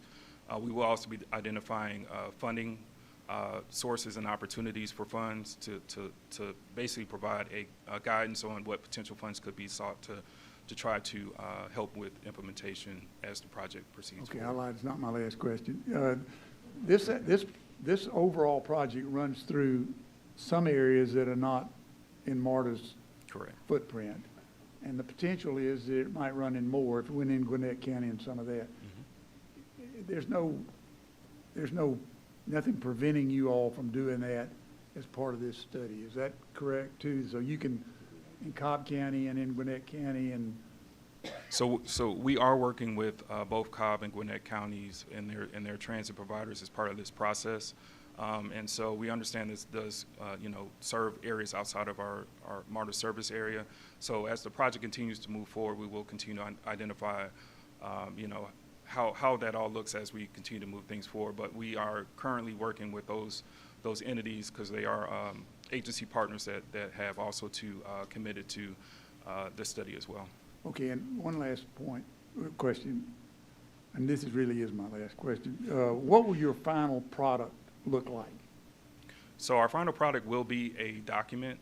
It will outline all the, we will have supplemental technical reports that gets into a lot of the data and analysis and all that, but it will be a document that outlines our process, our engagement with stakeholders in the community, but also to our proposed transit solutions that we are recommending to proceed forward with, and also to cost funding sources and plans as well. Our next step after the study is completed would be to prepare for presenting a recommended locally preferred alternative for the study, and that will be something that we would definitely come back to this committee and board to present at that time. Okay, thank you. Thank you. Mr. Fryson. Yeah, so I know that this study is looking at the top end, and I know that we got some things that's along the east side, North Lake and Lawrenceville and Memorial as a part of this, but that's not being looked at as a part of this right now. Is that fair to say? Oh, it is. It So, is? Okay. yeah, so everything, we are looking at everything, essentially I-20 to I-20 on both sides. As I mentioned before, we are looking at ways services even beyond those points could filter into the 285 express lanes as well. So all that is areas that we are assessing as part of our study. Okay, and I think it's important that we get the data for these other stations, because they sit in a space where, once again, we have data that shows us it's a viable place where we can build stations and how we can create the zoning that's necessary to put all this in place. And this is a part of the DeKalb County that we need to talk about. I don't think that this is a part of the DeKalb County transit plan, because this is something that just recently has come up in the last maybe 2-3 years. But I like to make sure that we are engaging DeKalb County in the discussion of these potential transit stations. Identifying solutions, getting a lot of feedback on that as well. I will mention that I know GDOT is in the process of doing designs on both the east and west, and they are continuing to make updates to those designs. So we are working hand in hand with them, and we wanted to make sure we didn't get too far ahead of GDOT as it relates to those areas, especially in DeKalb County, but we will definitely put focus on that once we get it, confirm their latest plans as well. Okay, great. And I do want the board to know that, I've sat in on some of the policy group meetings concerning this planning project, just to see how it's going to unfold and where it's going to begin to develop out. And so it helps me in understanding how I can bring that conversation to other parts of our transit system, whether it be in DeKalb and with our other mayors that are interested in transit. So I think it's a good way for us to start looking at BRT in a broader way. And I mean, I think it's going to be impactful what's going to happen. So I'm glad to see this study's moving forward and continue to engage in it. All right. Thank you, Mr. Frierson. Thank you. Ms. Hardage. Holly, this might be directed at you, but years ago when this started, they had like a kickoff meeting, the ATL. They brought in a whole group of representatives from every county, both MARTA jurisdictions as well as Gwinnett and Cobb. Our commissioners were there. There were a lot of mayors there. I remember attending. And then there was, am I correct, a oversight committee? I'm not sure that's the right title, made up of appointed people. Like Fulton County had an appointed representative. At that time, it was Chairman Pitts. I believe DeKalb was, if I'm not mistaken, I think Chairman he took it. Chairman Thurman took it. And they did invite Gwinnett at the table. They invited Cobb at the table. The chair of the Gwinnett Commission was there. And ATL was kind of overseeing this because obviously this is outside of our area. It was an opportunity to look at a regional concept for the first time and how to start and then expand it as it goes. And that was the discussion at the table, and everybody understood that we were, I guess, treading in territory we hadn't treaded in before, but it was an opportunity to make the region look better. And so that's how I remember it. Am I correct? May of 2022. Absolutely See, correct, yes, my short-term memory's kicking in here. I recall myself being there. We all signed off saying this is new, and we thought, I also thought it was a great a demonstration of the fact that as we work on roads, we're also working on transit. And, Russell's not here today, but he has said on a number of occasions that as he travels across the country, he's getting a lot of congratulatory remarks for this demonstration that we can work together and build transit as an integral part of all of our expansion programs. And as a part of that, we have to start somewhere, and everybody can agree as to where, but because that 400 corridor was just being built, that was the opportunity, the roadways were better prepared for this project. Right. And the perimeter center that's on here, I think people think perimeter mall and all, but do keep in mind there's 3 hospitals at that location. Emory, Children's, and Northside are all at that location, which brings a lot of essential workers to that area from both directions. And I think that was one of the Sandy Springs and those areas, and trying to keep the congestion, and it's just horribly congested right there. So that's what I remember as the discussion. That's not true. that there was ever any not discussion to continue and make sure we do everything we can with all of our equity issues that we have. But I believe that's how this all got started as I remember it. Thank you, Ms. Hartage. Mrs. Agabe, I saw your light off and on. Are you good? Okay, thank you. Thank you, Mr. Arnold. All right. Oh, whoa, Ms. Scott, my apologies. I'm sorry, just one last comment. Can we be made aware of the upcoming activities? Yes, we will make sure any outreach activities that you all get that information as well. So we will ensure that. Thank you. Thank you. Any additional questions? Thank you, Mr. Arnold and Ms. Thank you. Peart, for the robust discussion and answers. Thank you all. Next item on the agenda is another briefing. Proposed bus service modifications for December 2024. Mr. Ryan Van Sickle, Director of Technical Services and Service Planning. Oh, Good morning, everyone. morning. Morning, Chair Blakely, and congratulations again. Thank Good you. morning, members of the committee, General Manager Greenwood, and Chief Rocha. Pleased to be with you this morning to provide an informational briefing about proposed bus service modifications for December 2024. Next slide, please. So in this short presentation, we'll go through the background on the service change process briefly, followed by highlights and the details on the proposed changes, and the next steps for carrying those forward. Next slide. So for background, as you may know, Marta has the opportunity to adjust and improve service up to 3 times a year through a regularly scheduled service modification process. The development of those changes is summarized in the graphic at the bottom. It starts with developing proposed changes with internal staff analysis and lots of feedback from customers, from staff, and other stakeholders. And when those qualify as major schedule or routing changes, then under the MARTA Act and board policy, it requires a public hearing and board process. So when we have those, we go through a public engagement process for that public hearing, take the feedback into consideration as we finalize those changes. Excuse me. We bring those finalized changes back to the board for approval and to brief you on the results of the hearing, and then if the board approves, then we move forward to implement those changes in the next regularly scheduled markup. Next slide. So for this December, we're proposing 2 changes to Route 191, ATL International Terminal Riverdale, that would better connect the route to employment opportunities as well as consolidate some low-frequency alternating service in the southern portion of the route. While this does qualify as a major service change, the modifications are not expected to increase our operator requirements or our operating costs. Next slide. The first of those 2 changes would see us extending the route along the Airport Loop Road complex to the South Cargo employment area Mondays through Saturdays. South Cargo is home to approximately 3,000 jobs. A lot of those are with air cargo carriers like DHL, Lufthansa, and Swissport. It's also home to the airport's technical campus, some of the administrative offices.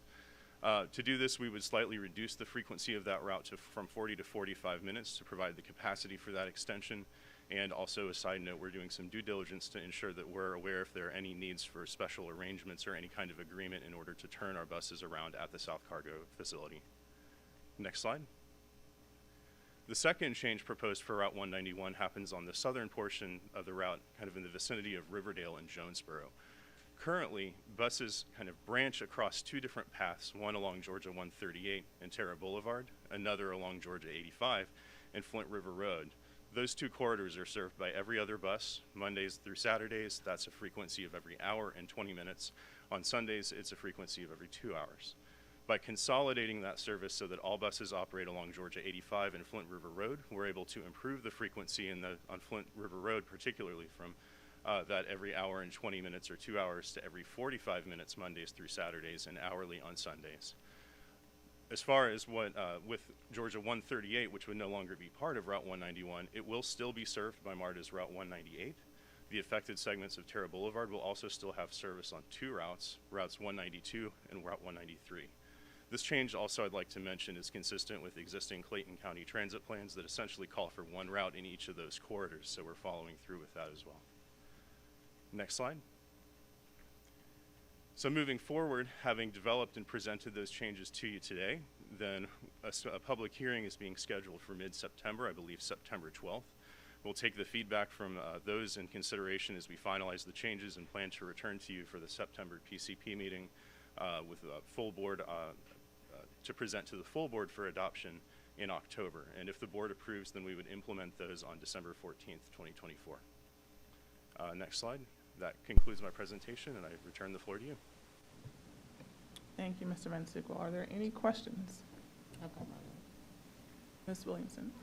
Hi, good morning. Have you had an opportunity to brief the Citizens Advisory Board at all related to this? We have not yet briefed the Citizens Advisory Board, no. Okay. And then what about any of our commissioners? Have they also heard yet? Not at this time. Okay. So we're proposing it for the first time this morning. Okay. Mr. Brown? This is not the comprehensive entire network. Bus network redesign? No. So my question is where is that study? Because I know it's been paused and Yeah.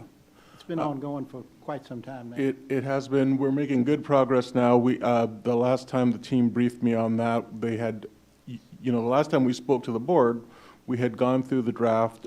There was some Title VI implications that we wanted to go back and fix. They were able to actually go, the guy that explained it to me is actually standing at the podium, but they were able to fix it quite successfully and to the point where I'm very pleased with it, and we will be bringing that forward to the board. Do you have any sense on timing with that, Ryan? So working on engagement plans, and certainly want to make sure that the board is aware and has the full, we're certainly working through those engagement plans right now, which would include updating the board as one of the very early steps. So in a nutshell, we were able to achieve, the level of frequency that we were seeking without negatively affecting our Title VI communities. So that plus building in some on-demand services for the transit desert. So I think that the net result is positive, but again, I'll wait for the process to conclude before we bring it back to you. Mr. Tagabe? My only question was going to be add on to that. Like, if we were to, as board members, keep a timeline in our mind, like, when are we trying to have the bus network redesign in the field on the street? And I'm going to ask Ryan to answer that without putting you on the spot, but I will remind the board that, we wanted to get this done about a year ago, but we made a conscious commitment that we were going to let engagement and quality considerations drive that timetable more so than the timetable itself. So we admit it's taken longer. There were some attempts to engage the public that frankly didn't net the kind of engagement we had hoped for, so we went out again, back to the community again. So Ryan, if you have a date, that would be great. Sure. We're looking to targeting late 2025 for the launch. As Kali mentioned, though, and what we've seen in other cities is that the engagement really is a crucial part of determining the schedule. But currently, we're targeting late 2025. Thank you. Ms. Williamson? Yeah, I just wanted to add one other thing. I know the team had been working with some of our employers over there. Swissport was one of those employers, and we talked at length with that group. Also, I think Airport CIDs was involved also, so they've been briefed. And I guess that kind of goes back to my last question in terms of I know you, in those conversations, are those employers do they kind of sort of know that this is coming down the pike? Because I know a few of those employers there had gone out and created alternative means for getting their employees to and from work. So have you been working with them at all to discuss how this looks? And the investments that they've already made, what do they do now? I mean, I'm glad this is a good thing, but they've already spent a ton of money going out and investing in other options because we thought we couldn't do this. Sure. So we have engaged with Shift, I'm trying to get the sequence correct, formerly known as ERO, which used to be the Airports Transportation Management Association. I think they've now rolled under the airport CIDs. So we did give them a preview of this before we brought it to you. They've also been in contact with those employers over the last year or so. I don't know if they have provided an update yet, but we wanted to make sure that they had a sense of what we were proposing so that they could start relaying the word. We can follow up with them and make sure that the word is getting through to those employers and their stakeholders. No, that's great. Thanks. No additional questions? Thank you, Mr. Van Sickle, and please take care of yourself. Thank you. Appreciate that. Next item on the agenda is a briefing, operational impacts for upcoming capital program work, the Brookhaven Oglethorpe Station Platform Paver Replacement Project. Ms. Carrie Rocha. Good morning, Chair Blakely, and congratulations, Vice Chair Powers, Mr. Greenwood, and members of the Planning and Capital Programs Committee. My name is Carrie Rocha. I'm the Chief Capital Officer, and I'm here to talk about one of our construction impacts for the Brookhaven Oglethorpe Station Platform Paver Replacement Project. Next slide, please. So this station has the scope of work that's listed above. The platform pavers are part of this. Concourse replacement pavers and replacement of the pavers in the underpass are also included. There's general station rehabilitation, which will include canopy repairs, wall repairs, signage upgrades and such, telephone, VoIP installations, and smart restrooms. We've already completed parking lot repaving and making sure we're fully compliant with ADA access for those parking lots and providing safe pathways to the station, as well as the traction power substation roof replacement. So what we're focused on here today is the platform paver replacement. Next slide, please. So on the platform currently, these are some of the conditions that are there. Some of the areas have been cordoned off. We've put plywood down to make sure that there's at least a flat surface for folks to walk on, but it is in desperate need of replacement, and so this project will be replacing those pavers. Next slide, please. So during this, what we're calling a skip stop, and I'll explain skip stop in a later slide, we'll be demolishing the existing flooring tiles on the platform.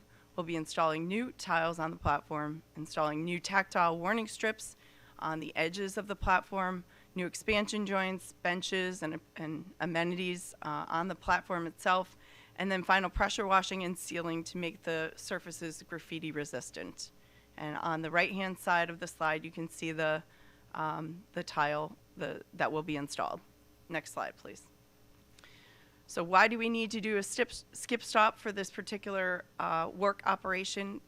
As similar to the airport, this is very highly risky work with trains operating and with passengers at the same time during our normal revenue operations. So again, trying to work in very specific areas, in small areas, and so doing a skip stop allows us to work in a much larger area of the entire platform.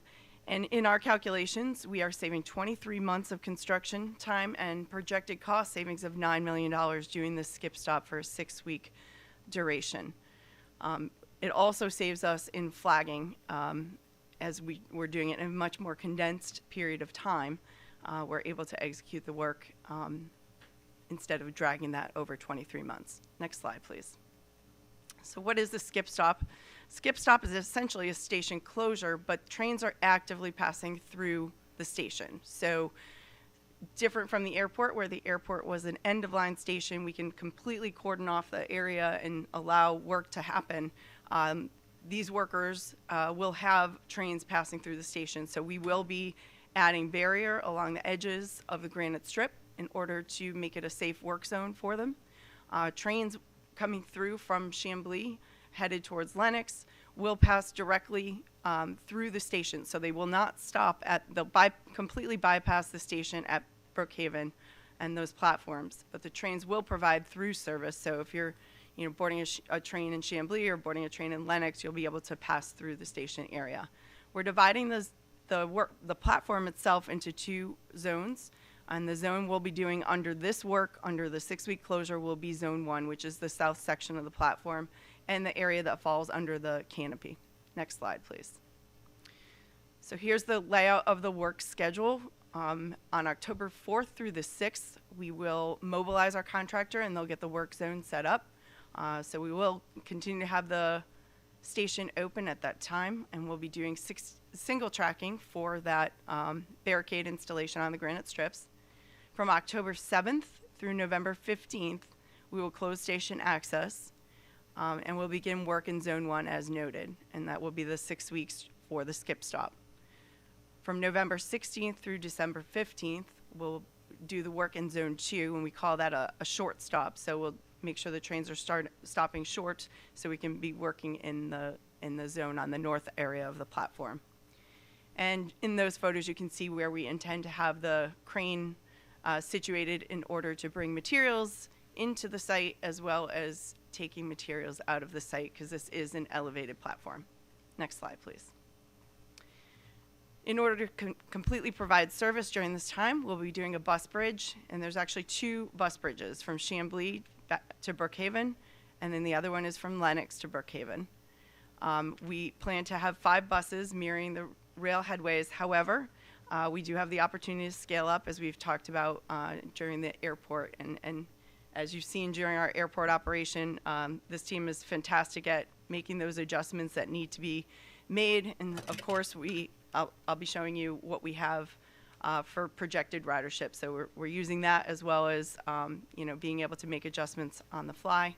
We'll be providing wayfinding signage, and the local bus service, there's 4 routes that currently serve here, will remain unchanged.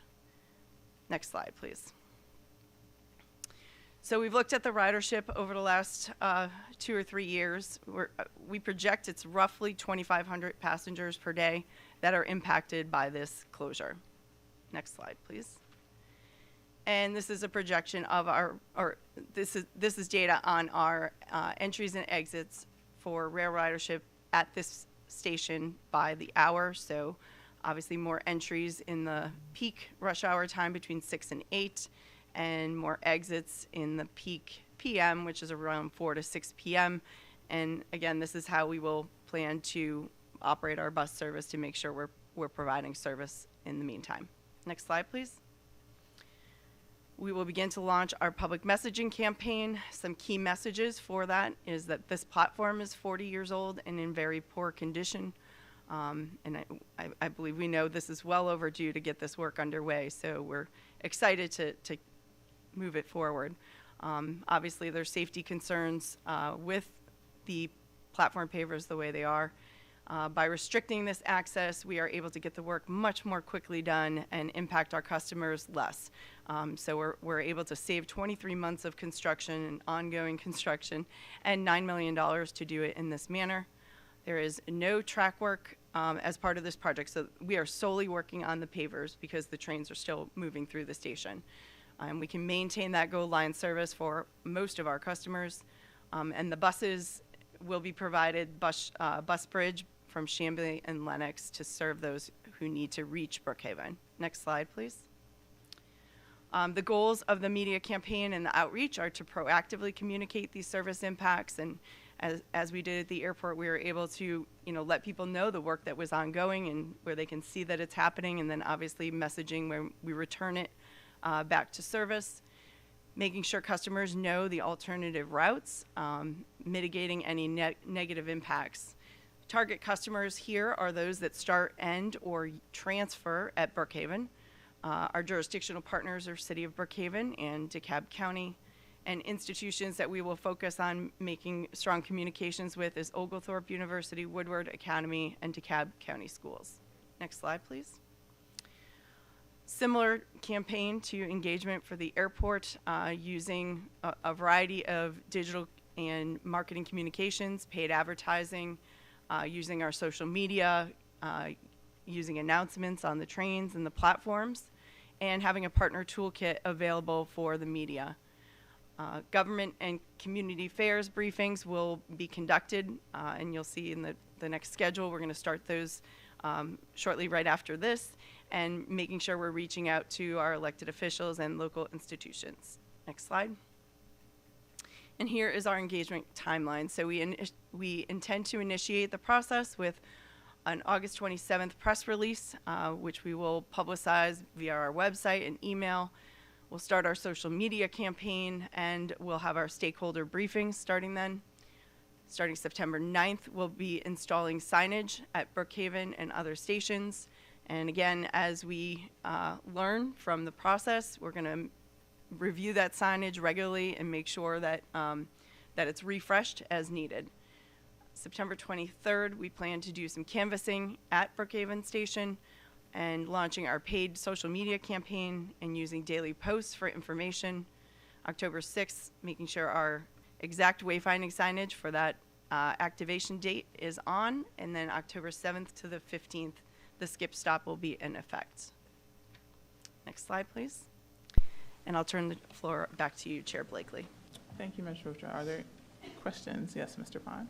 The airport project was a great success, and I'm sure this will be too. I just have one quick question.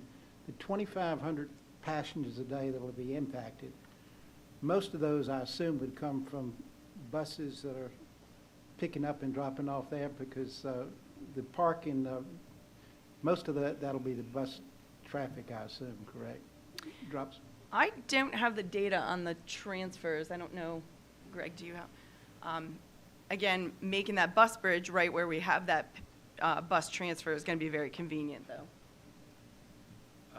I don't think I have the exact split of the customers who are making bus transfers versus those who are parking or walking up to the station. We will get those numbers.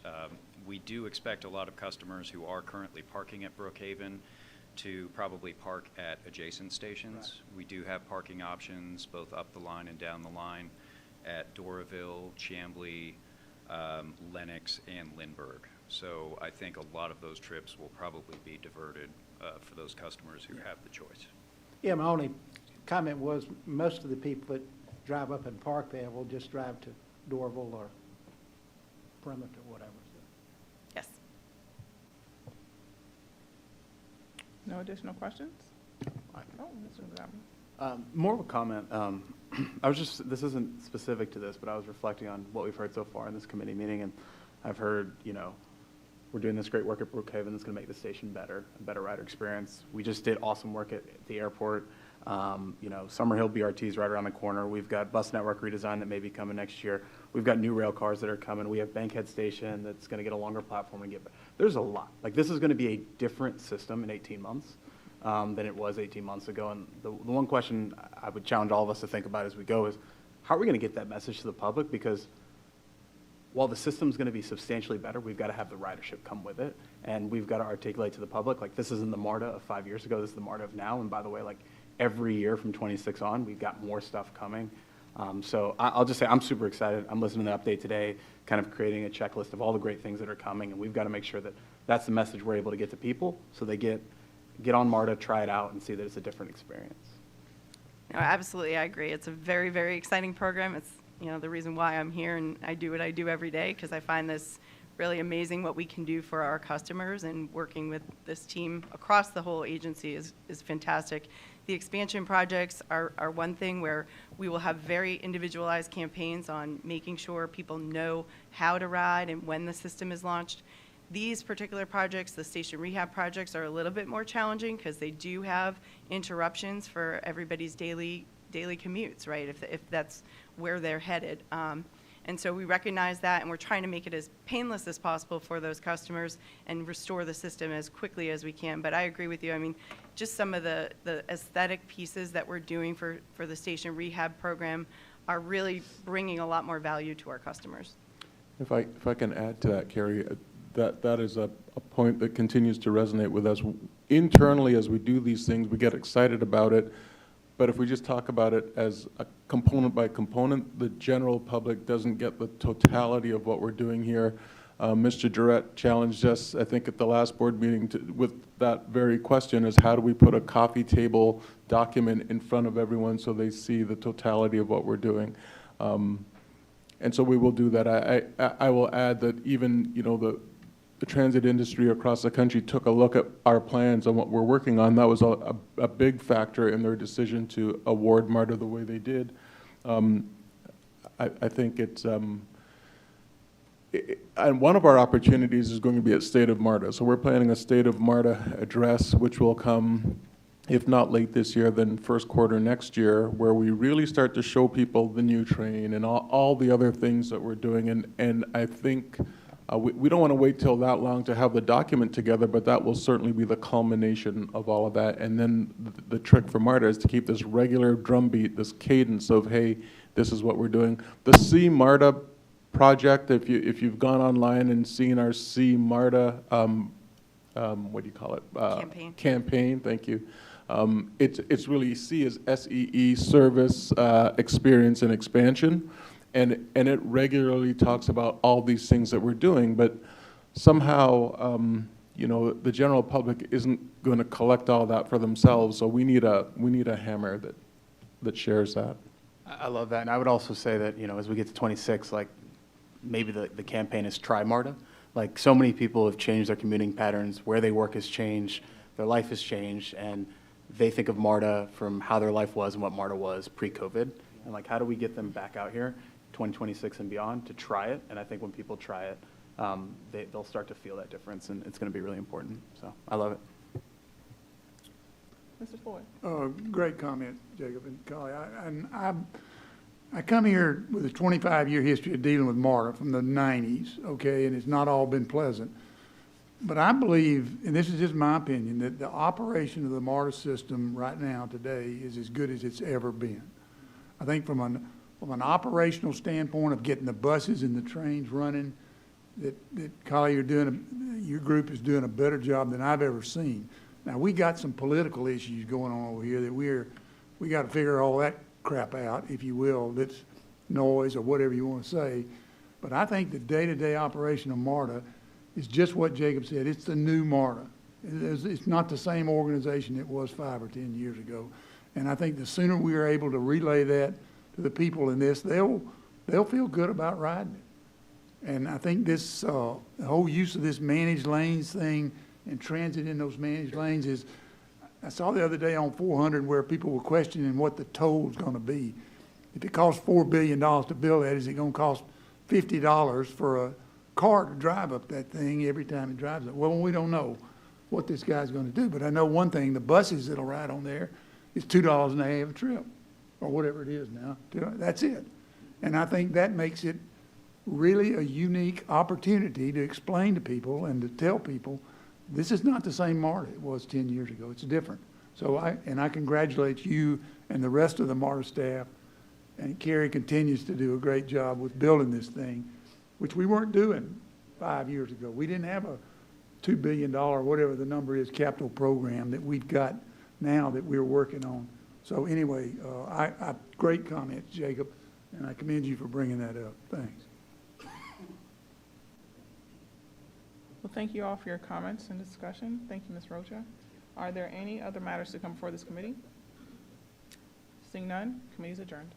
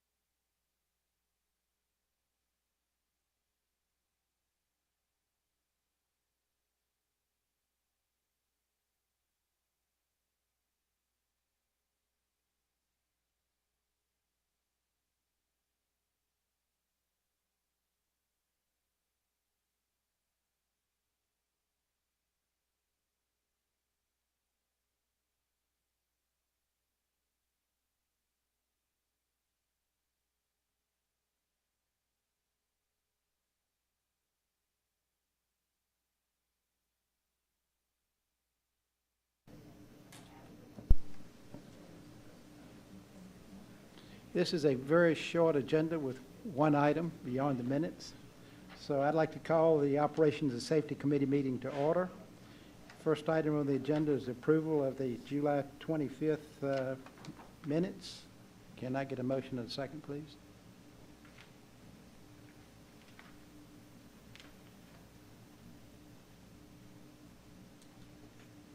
We have a motion and a second. Can we please vote?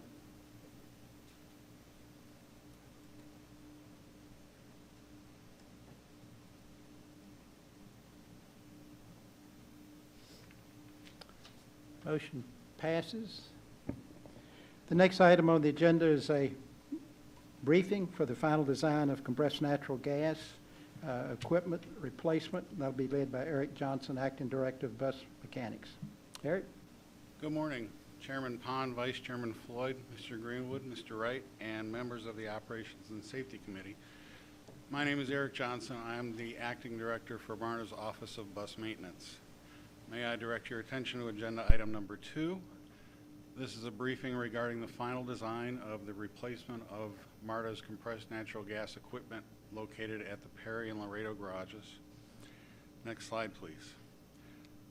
70% of our bus fleet is compressed natural gas powered. And you see a picture on this slide of one of our existing compressors at one of the facilities. This equipment dates back to, some of it dates back to 1996, and it is now due for replacement.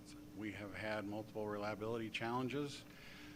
We've had difficulty procuring replacement parts, and in some cases we've had to have parts fabricated. And we have increased time to fuel buses. And we have a very specific time frame overnight to fuel our fleet.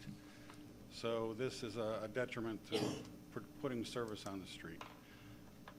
This project phase is for design services to replace the CNG fueling systems at Perry and Laredo and add a backup generator to the existing Hamilton CNG fueling facility, which is electrically powered. Next slide, please. Our CNG equipment is maintained by Atlanta Gas Light, part of a master agreement that's in place. An analysis of the existing equipment was completed in 2021. This analysis was conducted by Marta, Atlanta Gas Light, and the Georgia Public Service Commission. Recommendations included replacing the CNG equipment at Perry, replacing the fueling equipment at Laredo, and adding a backup generator to the Hamilton fueling system. In 2021, an amendment to the master agreement was executed to perform the recommended work. Next slide, please. The project scope will include all of the designs to replace the equipment, including the equipment replacement, the site utility layout, electrical service and distribution, specifications, construction cost estimates, preliminary schedules, and implementation phasing plans. Next slide, please. The projected cost of the design is $975,000. This is local funding. The project schedule includes 2 months to survey the facilities and map out the construction. Plan development is 11 months, and the phasing plan development is 1 month. Next slide, please. We are prepared to issue a notice to proceed for the design phase of CNG compressor replacement. There is an executed amendment with Marta and AGL as part of the master agreement. Contract term is 14 months, no options. Local funds will be used for this project phase. Next slide, please. Thank you very much. Thank you, Eric. This is not a matter for a board vote. This is just a briefing, so we won't need a motion or a second. Are there any questions for Mr. Johnson? Mr. Durrett. 2021, we decided we needed to do this. Why did it take 3 years to get to a point where we're executing what we decided we needed to do in 2021?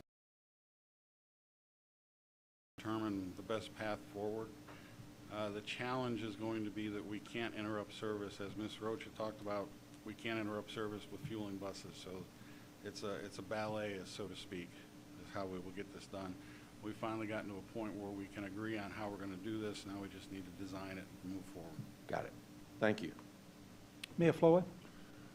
Yeah, did I hear you right? The analysis was done in part by the Georgia Public Service Commission? They were involved, yes. Why? I couldn't answer that. That would be for me. Okay. The other question I've got is the recommendations include, what else is in the recommendations that we're not doing? So if you look at the facilities where the equipment is, it's considerably involved. So as the gas comes out of the pipe from AGL, it's at about 5 pounds per square inch. And these compressors boost that pressure to 3,600 pounds per square inch. There's piping throughout the building. There are various tanks, valves, a lot of electrical support. So all of these recommendations are part of this whole project. But they're not necessarily going to be done? They will be done. They will. Oh, yeah, so we're doing everything? Yes. You just only listed these 3 recommendations? That's correct. Okay, all right, thank you. Any other questions? Mr. Fryson? Yeah, this is a pretty extensive replacement. I was just curious, I mean, was there some other options that y'all would consider to do this as opposed to complete? Because I know that plants go through all kind of different transitions when they get of age, but complete replacement is pretty extensive. Well, it'll be a complete replacement, but it'll be one compressor at a time, so we have continuity of operations. All right, okay. And the other concern was, at what point will we transition away from compressed natural gas to zero emissions? And right now, we're still looking at a goal of 2040. So this system, once it's replaced, will still have 16 years of use before it's mothballed, so to speak. Okay, good. And Carly, I know that with the challenges facing electric vehicles, I mean, is moving away from compressed gas is something that we are of concern? Yeah, we've said all along that we're moving towards a ZEB, zero emission bus fleet in terms of our propulsion systems, but in the meantime, we're always going to maintain some balance of different propulsion systems. So for that reason, you know, Eric's point is we do have to invest in our CNG sources until such time, if and when we get to the point that we feel comfortable in walking away from them. Anything else? Thank you, Eric. The last item, it's in your board package. It's for information only of the June 24 key performance indicators. Are there any items for this committee? Anything else? If not, we'll adjourn the meeting.